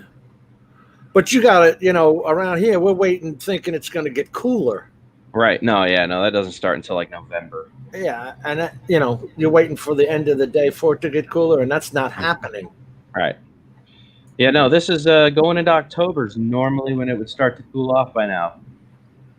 Ending August, going into October. Halloween is normally kind of mid temperatures for us, and it just isn't happening right now. August, September is when it starts cooling down for you, right? Right. So it should be already, but it's not. It's just ridiculous. That's just, yeah, no. Summer's already. Every time I had to go to Tampa for our annual 1 week conference, it was like, oh, we're having abnormal weather here. I said, what? We come from California and have abnormal weather here, so it sucks. It's hot. It's humid. Now, guys, I got a question for you guys. It's this long. It has to do with YouTube. I don't understand how is it that you get videos being watched on your channel, and shit, I'm not the best mathematician in the world, but if your videos are getting watched, I mean you're getting watch hours added to your whatever, you know what I mean? How the fuck are the hours going down instead of going up? Because it's on a yearly basis, a continuing 365 days. Tell them, Dan.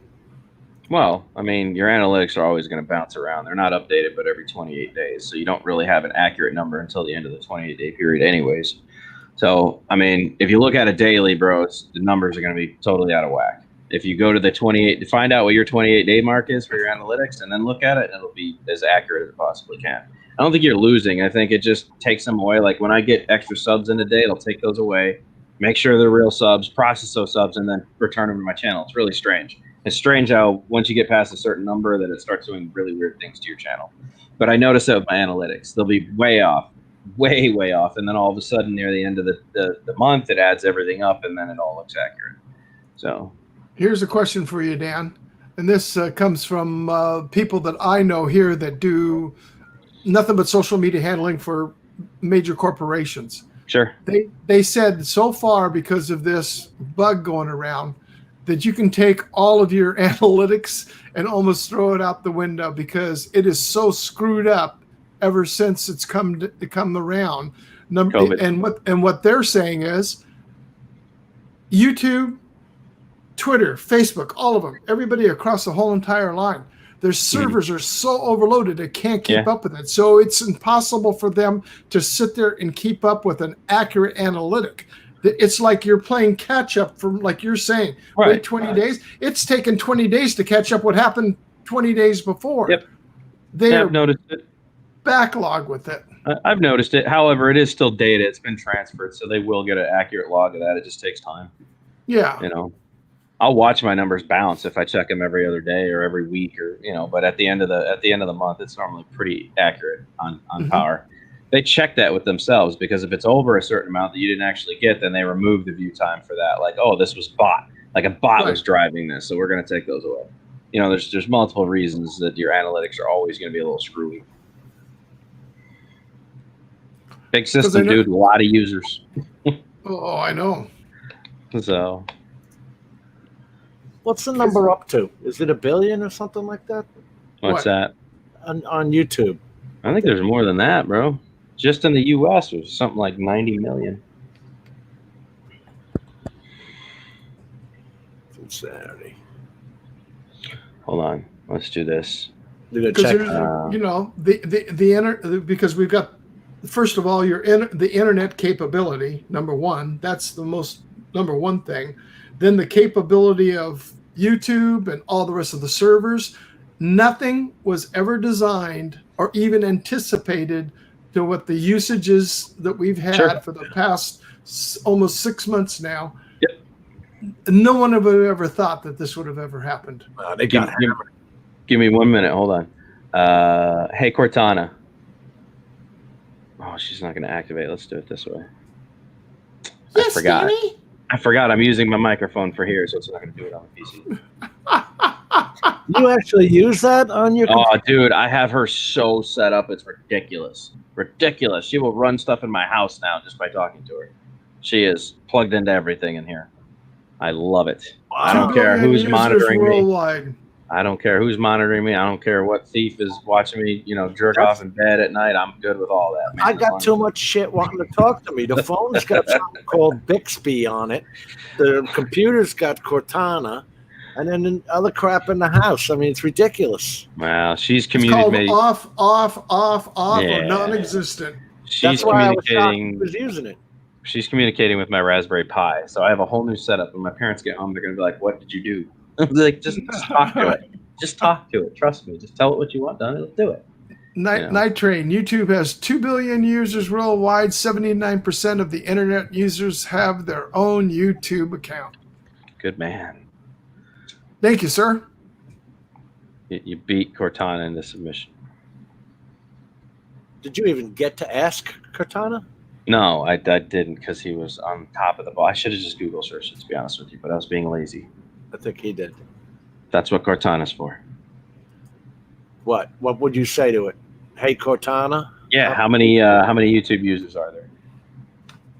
Now, you could you say, hey, Cortana, log me into YouTube? Sure. You could? I just tell her, hey, Cortana, pull up my YouTube homepage. Have you noticed the change in the YouTube studio? Well, I mean, we already knew that change was coming. They put out that message for like almost an entire 2 years, letting you know that they were going to get off and start beta. And then beta finally, they didn't care that everybody wanted the old system. They did it anyways. I kept saying, no, I like this. I know where everything is. Please don't change it. And they just did it anyways. They were like, yeah, screw you. We don't care. This was going to happen whether you wanted to or not. And people in the creator, what's that CI? Creator Insider. They were saying that they're going to do something with the CPMs or get rid of the CPMs or some shit. Don't do that. Mine just skyrocketed from an old video. Please don't change my CPM. I saw that. Now, that was the alligator video, right? Yeah, that thing just blew up. Like in 4 days, it had almost 100,000 views. It was crazy. Now, what happened? Do you know what happened that thing took off like it did? Yeah, so YouTube suggested a video that was really closely named to mine. They recommended a alligator versus drone, and it started getting a whole bunch of clicks. So then it put me in the suggested column right underneath the video. So as soon as they watched that, I was in the recommended slot right below it. So people were like, "Oh wow, this is cool," and then they clicked on that. It takes them to mine. Next thing you know, it went from 26 or 30,000 straight up past 120,000. Now it just keeps going. So don't get me wrong, the payout on that video was crazy. It was like $240 already. So it's just continuing to go up. So that clicks per mile, we were talking about CPM. That CPM has a lot to do with how much I'm making off that video. If they take that away and just say, okay, here's your set number, then my CPM can never adjust. It can never go up based on views. It can't go down. It's just a set number. Right? That's kind of sucks because technically these ads are done through a bidding process on YouTube, micro bidding. Right? And anybody that's done share market work, stuff like that, understands how the bidding process works. Kind of the same principle. All these ad companies pitch a certain amount to the campaign, and then if they win, they get the bid. And then for that day, their videos play on your YouTube channel. And then tomorrow it goes up for bid again, so they'll buy it. But each ad company is willing to pay a little bit more, or a little bit less than the other one. You're not going to get that percentage bracket of that if they just set a one standard CPM. This is your base, what you get for pay, and that's it. We make a ton of money, you get scraps. So that's why I really hope they don't do away with CPM, because that definitely has a lot of influence on your channel. Hey, Curtis Dart, I was just looking for it, but thank you for sending me that message. I'm looking at it right now. Thank you, Is that Curtis. good information? Too much? Did I talk too long? I'm sorry. No, but way too much. you lost me. Who's bidding? So whatever the ad company, whoever the ad companies are, their campaign managers set it up with YouTube as a bidding process. They do micro bids. There's a whole, you can actually do a whole Google search about how the AdSense works. Let's see if I can post a link here.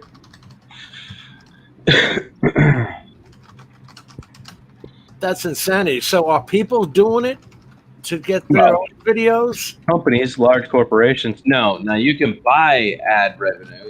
You can through eBay. eBay will push your stuff. If you purchase an ad through them, they'll do it for you, right? So like they'll do it based on tag words. Like we all know, Drone, whatever his name is, X Factor was doing that to Ken Dobo and a few other big channels. That was really stupid. He targeted the market by doing that, and it kind of made him a dirtbag for doing it. You know what I'm saying? And I get that. I wouldn't want somebody else's drone video playing over the top of mine before they're about to watch mine. I'd be a little peeved too. So there's ways to market, but he can actually get in trouble for the way that he did it because he was targeting a very certain aspect of the market. So that's not allowed. You can't do that on YouTube, unfortunately. There's like rules against it. So I heard that. I didn't know how the hell it was done. So this guy actually went and paid to have his ad put on? Yeah. He chose just the very select YouTubers as tag words and then the names. Right, Mavic Mini, Mavic Air 2, Mavic, whatever, and then he was able to do that the tag words as Ken Dobo and blah blah blah, and then they ran that footage as such, or that ad, but the interesting thing is Ken was able to call YouTube, tell them his query about the situation, and they were able to take the ads off his channel. So there's a whole process you can go through. If somebody's doing that to you, you can actually tell YouTube you don't want their ad on your videos. They don't want any association with your channel, whatever, and then they remove it. That is insanity. Yeah, man. That somebody would do that. Gee. Yeah. The guy that continues to do that every 6 months blows our mind. Oh, he does continue to do it? I'm just saying everything. Like every 6 months, he does a video that's so extreme that just gets so much hate and just puts us all in a big bind. I just don't understand the guy. I just don't. I wish he would just calm his Dre, too. You can pick the area you want to target. Yeah. You can pick it all the way down to the exact city. Did everybody forget Xavier's New York drone flight already? With a speaker on it that went like national news? I heard that. Yeah, I saw that. Yeah, that was not good for the rest of us, man. No, it's good at all. That's why I said this guy every 6 months does something that's so questionable. I just don't understand how he's got the amount of people he has following him. I just can't do it. So. Because people, whether you break the rules or not, people want to see you get in trouble. Right. If I notice that. Jail for breaking the FAA rules. That would be 1 million views right there. Did you notice how long it was before he posted after that video? I'm sure there were some repercussions. He got turned in, right? Got turned in. So there were repercussions. Yeah. It was like 3 weeks before he posted another video. And actually, he started off with just pictures on his community tab. So he definitely dealt with some backfire on that. He'll probably never tell us what happened, but he definitely dealt with some backfire on that. So you just don't go out and play law enforcement, guys. Don't be stupid. This is the drone something law enforcement. I was like, oh, wow, that's a really official message, bro. You're trying to get yourself in trouble? I didn't understand why he did that in the first place. Why? He's complaining about people not social distancing, yet here he is out in his car out in the middle of public flying his drone. For what? Oh, that's right. YouTube views. Yeah. I'm just shooting a Mavic Mini with a chicken nugget. I'm not going to jail for things. There's other ways to get views, dude. You don't have to go like crazy, Just chill, man. Fame comes with just time. Just put time in, bro. How did you not hear about an FAA fine on that? I'm sure if you looked it up, you probably could. I think the FAA just released all of the current fines that were issued in the U.S. for the past 5 years or something. I've never been able to see that. Even incident reporting is tightly closed. This one I just saw a post yesterday about they were making it all public documentation. FAA drone incident reporting. Yeah, here we go. Vice just did a whole video about it. The FAA gave us a list of every drone pilot who has ever committed something. I got to click on the link to see the rest of it. It's over $2 million in fines, which isn't a ton. It's a lot, but it's not. See if you can pull it up, Dan. Yeah, let me. There's an accident reporting. There's UAS sightings. Let's see here. But There's a nothing drone about what we're talking about. in the country. I'm just going to post this link for now because this is what I read, just so everybody's aware. Here, I'll post it in private. You can share it if you want to after you have a look at it. This is the article I saw. And I didn't read too in depth here, but the FAA has. Why can't we just post it? Cities. What's that? Because I don't have the YouTube open. I just have the StreamYard. So all I can do is share the private comment with you. And then go from there. Drone enforcement. Let's see here. Let's see. Oh, what an opening shot. UAS sightings, report federal administration. Public. Let's go public here. FAA release drones. Can't you put all of them on FPV? I could put my Matrice on FPV view. Is that what you're talking about, Trey? They range between $400 and $5,500. As an FAA targets violators for enforcement. Yeah, I'm not seeing any open lists. I'm wondering how Vice got. Yeah, I'm wondering how Vice got that information. If that's the case. Well, that would be a FOIA request. No, why should we have to? What if I wanted to report an incident with my own drone? Any incident reporting. And it's all open to public review. But it's a public agency. The FAA is a public agency. Steve, what if I want to do it right now? I want to see the incidents that have been reported. How do I see that? Yeah, I don't think that's available to us yet. That's why I was curious. No. They'd have had to go through a FOIA request in order to get in there to get the stuff taken down. I don't think they have it up. No, I'm not saying they have it up. I'm saying that's what I read. So my understanding was they're trying to make it public information. Yeah. See, here, when I searched it, this is the only damn thing I'm seeing. Just so we're all on the same page. Hey, Dan, I clicked on that link and I'm actually reading, and it says that there were actually 2 guys that were fined because they damaged hotel property with the drone. Yeah. It crashed into it, and then it crashed into the ocean. Am I right? Hey, what are you talking? I mean, that's the right link if that's what you're asking me. No, that's what I said. I'm saying I'm reading the link. I'm reading it right now. Right. And I got to where it were 2 guys that were flying the drone, being the dumbass again. They crashed into the hotel, I guess, building, did some damage, and they crashed into the ocean. Is that the one we're talking about? It's a whole article in here talking about multiple things. There was the one guy who lost his in Vegas. That's got to be in there. We're trying to find a whole list of everybody that's ever violated, Adrian. That's what we're going for here. Anybody that's ever violated in the U.S. Oh, and I see some. It says in Austin, Texas, August 30th, 2014, Sean Phillip, Wise, $1,100.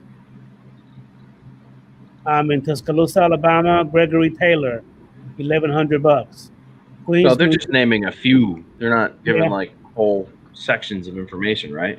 No, not like I'm asking for. Yeah, because I'm in there. I got my FAA fine in 2015 for the Hudson flight by Busch Gardens. I got two fines that day, so I should be on that list if it's accurate. That was my last infraction with the FAA. Now, what is this you're looking at? Okay, yeah, this is the Vice thing I was talking about. Right. I want to know how Vice got their hands on that. Why? That's what I'm saying. They're just a media company. It tells them that they had a FOIA request. I filed the FOIA request for the documents related to those penalties, as well as any other penalties enforced by the agency during the time requested. Yeah, we should figure out how to do that. Well, why isn't this public information is what I'm saying. Mm-hmm. Wow, there was one that was charged $18,000 back in May 16 of 2005. I'll be right back, fellas. Yeah, what that one dude get? Where his Mavic 3 was it? Or no, his Phantom Standard 3, right? Didn't that thing fly off and land on like a airport or something after he lost control of it, like a runway? Whatever happened with that dude? I thought they were nailing him with fines. That's Well, yeah. the one guy here got charged $5,500 for crashing his drone on the White House lawn. Well, yeah, that didn't the guy work there too? Wasn't he like an employee? I don't know about that. I could have sworn he was an employee if I remember that story right.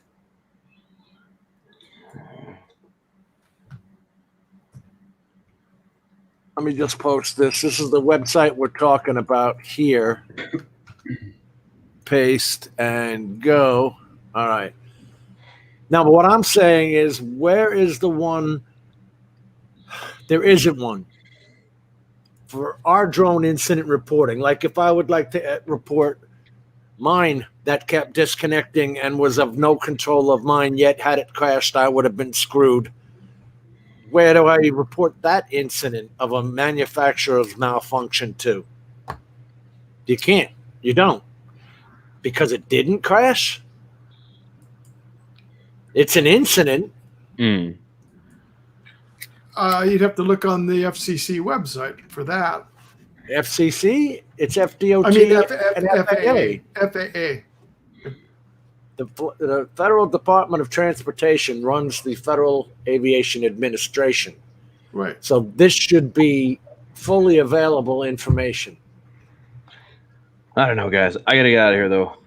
This is my time to start working out now. We're coming up on 11. I gotta go punch the this is when I normally start putting in the workout and everything. I think you're insane. I told you about it. I think it's medically stupid. You have my opinions. Did you see my response? I did. Okay. But with your condition, I don't think you should be doing any of that crap. Well, hey, if it doesn't work out, man, and we don't fight, look, I got in really good shape and I needed to anyways, right? I would prefer that you don't. Hold on, Either one of you. Wait a minute. Hold on. What are we talking about now? We're talking about Dan's mesenteric tissue getting ripped even more. From an abdomen hit. Yeah. Yes. So you are actually practicing like you goddamn what you call not Rambo like you are what the fuck is the name of the guy? Adrian. What the fuck is the name of the movie? Rocky style. And Rocky. The answer to that is yes. A lot of the stuff I'm doing is gridiron gang backyard workout. It's stuff I used to do in high school, man. Dumpster lift, stuff like that. Why?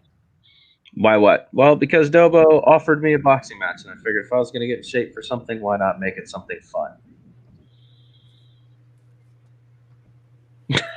Like Adrian's like, Jim. Yes, sir. These fucking kids nowadays, they don't even know what the fuck they want. All these kids are just crazy. God damn. I will say this: second day in, and I've been crushing it, Jim. My arms are so full of lactic acid right now; they're hard to bend. Yeah, but I got to bend, bro. Yeah, but what if something goes wrong? That's it. You're right back in bed.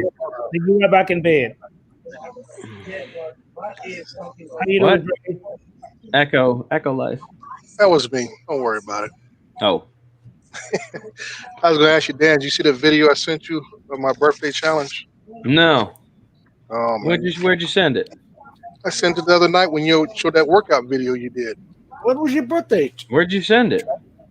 I attached it to that video you did. You lifted the trash can and you tagged it. The dumpster. I tagged it on there. And I told him, Jim, I said, when you youngsters stop fooling around, you come see the old man. And I'll show you what it's all about. And I tagged the video. There's a birthday challenge I did on my 58th birthday last year.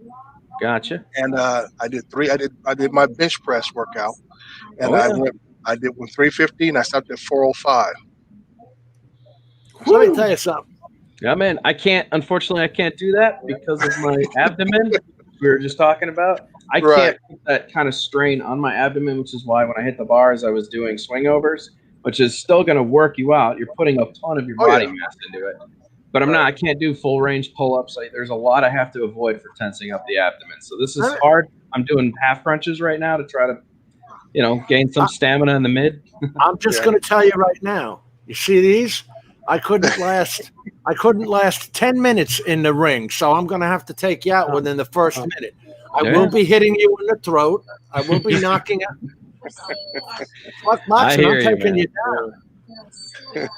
No, So- it'll just be like Raiders of the Lost Ark. Oh, damn! Boom! Yeah. So, like Dre over here, I did used to power lift. I played all my high school football sports. I did all that fun stuff. I was a big boy. Dre probably can understand that. I was in 8th grade. I could pick up the back of my mom's Chrysler Concorde. That's when I knew I was a big kid. And then going into high school, I got a Ford Ranger for fun. I used to lift the whole back of the truck up, so that was exciting. So I understand that whole. I'm definitely not in my 20s anymore. That is. And how many mesenteric surgeries have you had already? So I've had 1 across the stomach, and I've had 3 down below. So luckily, this is holding up. It's just got a little fluid down there, so we're good on that tip. That's holding. So let's just not do the whole thing. Just then let you the got thing to. vaporize. I want to say, I kind of want to though. I feel like I've had enough of the lies, man. Somebody needs a punch in the face at this point. So sometimes you just got to do it, you know. I saw a post which says something like,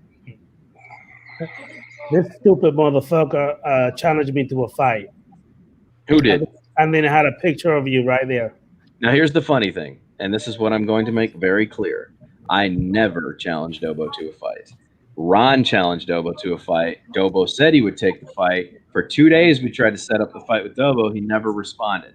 His next stream, he talked about me again. And then his third stream, he agreed for a second time to fight Ron.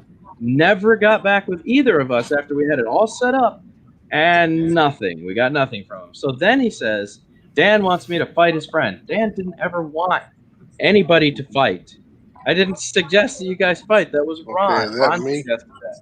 So then he goes, Dan's a big fat pussy and won't fight me. I'll take your challenge if you want to challenge, but I never wanted to fight anybody. This is all Ken Dobo. If I have to make a whole layout of everything that's transpired so people don't think I'm the asshole just trying to challenge Ken, I will. But he did all this himself. It has really nothing to do with me. This was him and Ron, and then all of a sudden Dan's a pussy, he won't fight me. Where did that come from? I didn't do anything. Oh my, I'm loved. If you challenge me, you're just going to read about a drive-by in the papers the next day. I ain't got the stamina. Oh man. I tell you what, you guys box it out. And I was listening to a guy this morning on Rogers channel up in Canada. I guess they call him Carpenter Rick. He's quite the character too. He is funny. Carpenter's been around a while. Yeah, he's funny. Yeah, he's telling some of his stories. I said, well, I guess he'll be next on the fight card. So I'm having fun with this because Shannon Briggs is actually in the Orlando area. For those of you guys, some of you probably do know. You would probably know who Shannon Briggs is, Dre. You look like you used to watch boxing. I watch it. I like it for the sport, but I'm not a real big fan of the game. Okay, all right. Well, I grew up watching boxing. I grew up with Frazier and Ali, not Tyson. You grew up with amazing, but I still think pound for pound fighter, man. Mike Tyson was probably the best of all time. Jack Dempsey. Joe Frazier, runner up. Look at Joe Frazier taking on Muhammad Ali. Are you man? I feel you, bud. Those were the battles. Well, no, man. I mean, who do you think would have won? Ali. You got to look at. Ali, I think, could have handled Mike the way he handled Foreman. You think so? It's strategy. I mean, boxing comes a lot of strategy. Mike Tyson was straightforward. Get inside, catch you with an uppercut, lights out. And Ali was smart enough not to deal with people. That's how fighter Frazier was. Frazier was a straight ahead, like Foreman, straight ahead, want to pound you to death. And Ali said, you know what? I can't punch with these guys back and forth, but I can wear them down. Yeah, you would run around the ring and wear them out. Run around the ring, wear them down, tire them out, let them punch themselves out, and then you just start peppering them. You know, and he made no excuses for it. He called it rope-a-dope. Right. However, and this is where I set this apart, is Mike Tyson is much smaller than those guys. He was a lot shorter. Mike Tyson was more ground game, and Ali was up here, and Mike Tyson knew how to tear down tall people. That was his thing, man, tearing down tall people. He loved to fight tall people rather than middle-sized people. across the internet and Facebook, you see this thing about Roy George, Roy Yeah, the junior fight. I'm not even Jr. gonna watch it. And I mean, yeah, I hope they don't actually fight, but like I say, I've seen them both fight. It's the same thing. Roy was very good at what he did with his Yeah, style. Tyson would roll over him. Tyson hits him, it's lights out. Yeah. So it's about different strategies, how you handle different boxers to their weaknesses and to your strength. That's all it always is. Sure, man. That's why the heavyweight division went downhill after the Ali's and Frazier and stuff. Oh, yeah. Until Tyson came on board, because now you look at all the fun is in the middleweight class. Yeah. And that's where all the entertainment's at and stuff. And the same thing with the guy now, Floyd Mayweather. He's not a heavy puncher, but he's a great counter puncher, and he'll eat you up. You throw a punch, he'll hit you twice back. He does too much chicken running around the mat. I don't like that. I want to see skill versus skill. I don't want to see technicality boxing. I want to see people actually get in there and fight each other, man. Evander Holyfield used to do a mixture of the two. He would do a mixture of that rope-a-dope because he would try moving around the ring. But he had it to back up, too. He was in shape. He could take the abdominal beating that these things turn out to be. Man. Still, just strengthen up the core. I got this, bro. I look at Tyson as if I was to stand in a corner with Tyson, he'd break every rib. Oh, I'm not going to stand in that corner. Dude, that man's hook and his body shot was so disastrous. He was with him. Oh, yeah. He was brutal. Who was it that he beat into submission and didn't want to come out for the second round? Who was it? Andrew Galata. Wasn't that what that was? Andrew Galata took a few punches from Mike, and he was trying to end the fight. His I see that happen several times. With people he popped. Especially I remember when he used to be up and coming, and Mike would come out of the locker room with just a towel around his neck and march to the ring. And within the first 2-3 punches, the other guy be like, "No, I'm done. I'm out of here. I'm done." Yep, that's it, man. That's why I said, man, his power was so vicious, bro. He just I'm going to bed, man. Customato was a hell of a trainer. Yeah. Hey, Timbo, go into bed, man. See you later, man. I got you, Adrian. brother. Hey, Adrian. appreciate that video. You getting that Alta up, Adrian? About time. Yeah, man. I start growing cobwebs pretty soon. That's some parking enforcement over your house to tell you to move every 72 hours. See, listen, Dre won't really pick on me. I'm listening. Turn your phone off. It's either his phone or he's chewing. Turn off your phone. Hold on. There. Mute his ass. There we go. Thank you, Jim. Yeah. Hey, Steve, it's either his phone's going off or he's chewing on something. or cooking. I'll tell you what. Boom. Okay. Jody, like I was saying, I'm going to sleep. I'm tired. I'll see you guys later. All right. Good night. Jody. Don't pick on me. Stop coming in. Leave already. Hey, no, I'm sleeping. Jody. Oh my God, kid. See you later, Steve-O. Take care, man. Early. All right. Take care, brother. Be safe. Have a good week. Jim. Yeah, buddy. No, it's this. So Jody, Manny Pacquiao. I think Manny Pacquiao and Floyd Mayweather should have fought a long time ago. They were that's all about money and all that kind of stuff. And that's the sad thing when you get into a certain level. And boxing has been the most guiltiest one of any sport when it comes down and getting the best against the best. It's always about who's going to get what percentage of the take and everything else. And then the fight doesn't happen. Then by the time it does happen, neither one of you are at your best anymore. Nope. You're kind of worn down, worn out. Right. And that's just, and nobody wants to see that. Right. It's not worth the ticket anymore. That's all you can hear.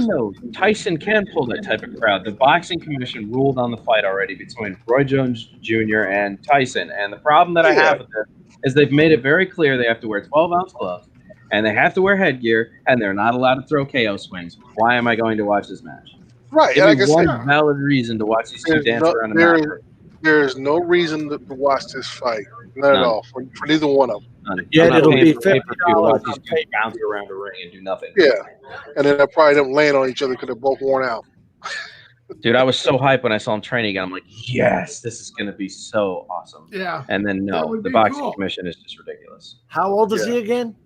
Tyson's Tyson, 54, 55, 54. Yeah, I think he's 54. probably about 54. Yeah. I know he's about at least 5-6 years younger than I me. mean, dude, he is in incredible shape right now.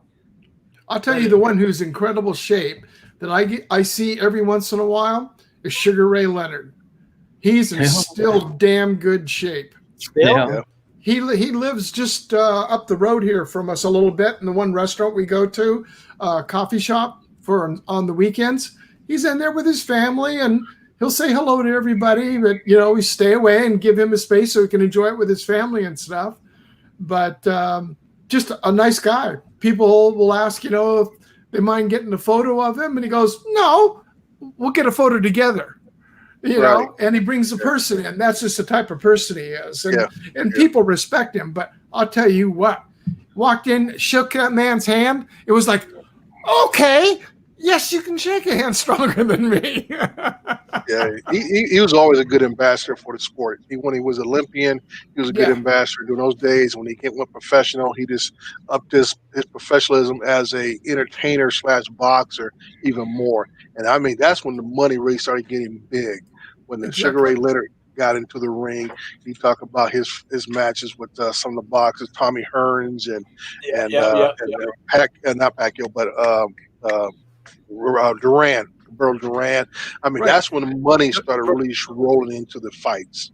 But that's all because of the fame garnered from Ali. Ali started this, and yeah, he made it into something everybody wanted to watch rather than just the men. Well, I know Ali's thing was he wanted to try to keep the amount of money he was making. That's why he wanted to fight in all these foreign countries because there wouldn't be no taxes. Yep.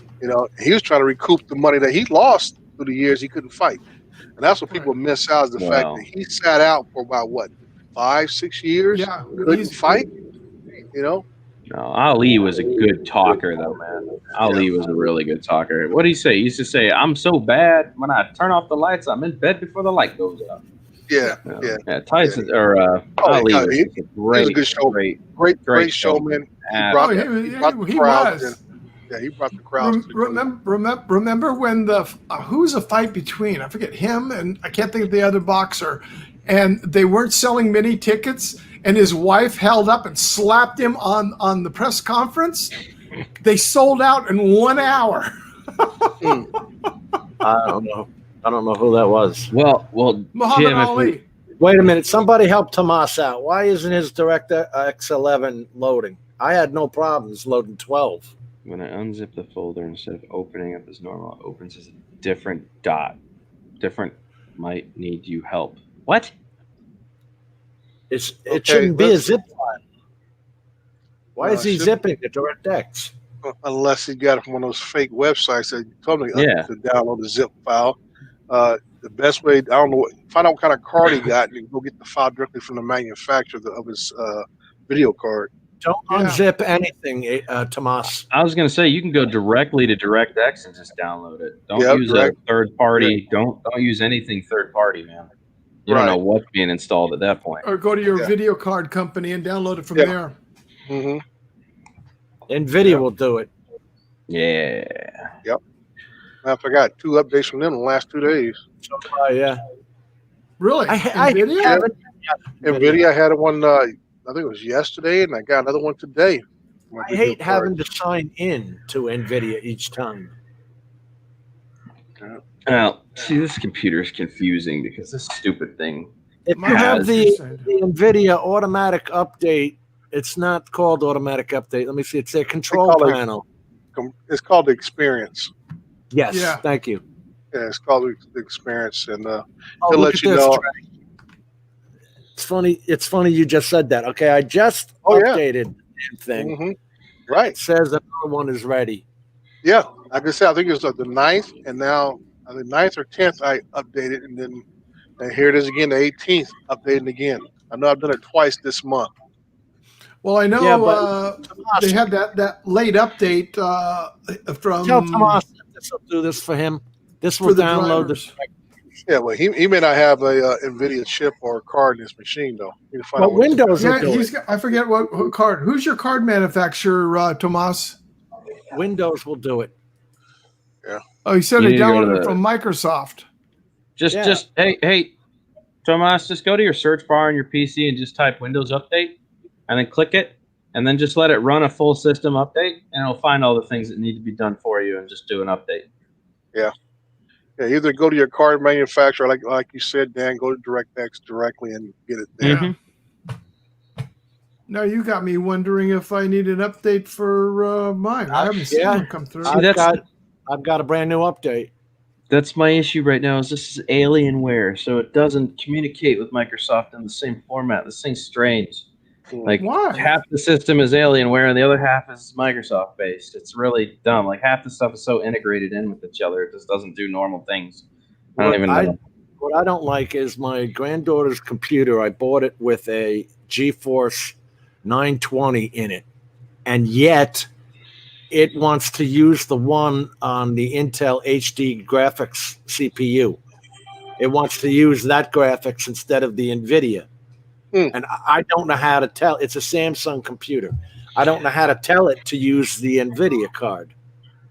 I know. Tom said oops, sorry. I was gonna say, what I used to do, you can go when you first boot up, hit the F2 key. It might be F12, either one of them. You can go into your BIOS setups and tell it to do not use the internal graphics. Graphics. Okay. Yeah, you can have it set for the external, or not external, but whatever's in the whatever slot that thing is called nowadays. PCI slot. Yeah. Thomas, are you positive you download it from Microsoft? I'm not saying they wouldn't send you a zip file. It just seems weird. Yeah. Normally they give you a direct download link and you just pull it. Yeah, usually they just tell you to update.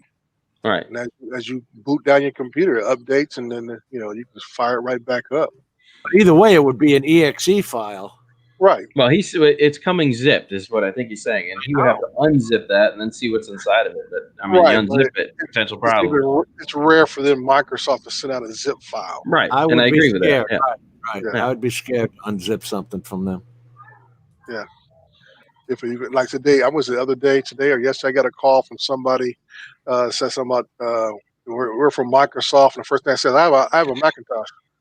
They call back and says, "Hey, don't do your Mac. I got a Mac now. Like whatever." And they hang up the phone. Yeah. I got a Mac now. All they do is try to do is scam to get access to your system. Yeah. Oh, yeah. Oh, That's all I I had do. the most fun time with the guy that did that, and then I had it partitioned, and I had I'd done it to put a virtual drive because I was doing some stuff on it, and I had it still set up, and I wouldn't normally have it, but the day this guy called, he goes, "Oh," I go, "What the perfect system for it?" Moved over, I dumped it in, and because they wanted to use TeamViewer, so he gives me all this stuff. I never even let him log in. Well, Right. I'm typing in what it says. I'm giving you the numbers that it comes up. I go, it's installed, and I'm showing it here. And he just went on. And then I finally just used some really good adjectives. I says, the next time you're going to pull the wool over, try to pull the wool over somebody else's eyes, you dumbass, you better find somebody who can pull it over. Guess who Right. just got pulled for 35 minutes? And then you just heard this. Yeah. Yeah, I do it to them all the time. Their cussing isn't getting any better over the years, though. I gotta admit that, man. When you finally set one of them off, bro, they're in it to win it. It's all about your grandmother's mother's grandma's moms, and I'm like, Yeah. haven't we Tomas, learned? do what you did when you were having the problems with doing the bindings. Go to sleep and wake up and do it again on a clear mind. It's Okay. what time now? It's time for me to go work out because it's 11:20 now. It's time for us to end because I want to update, and if I update, Yep, Right. done. NVIDIA, It's almost 5:30 in the morning, and you haven't been to bed. oh my God, we're on for 3 hours and 20 minutes. That's insane. Goodbye. All right. Bye, everybody. Take care, gentlemen. Take care, everybody. Have a great time. Bye-bye, everybody in chat.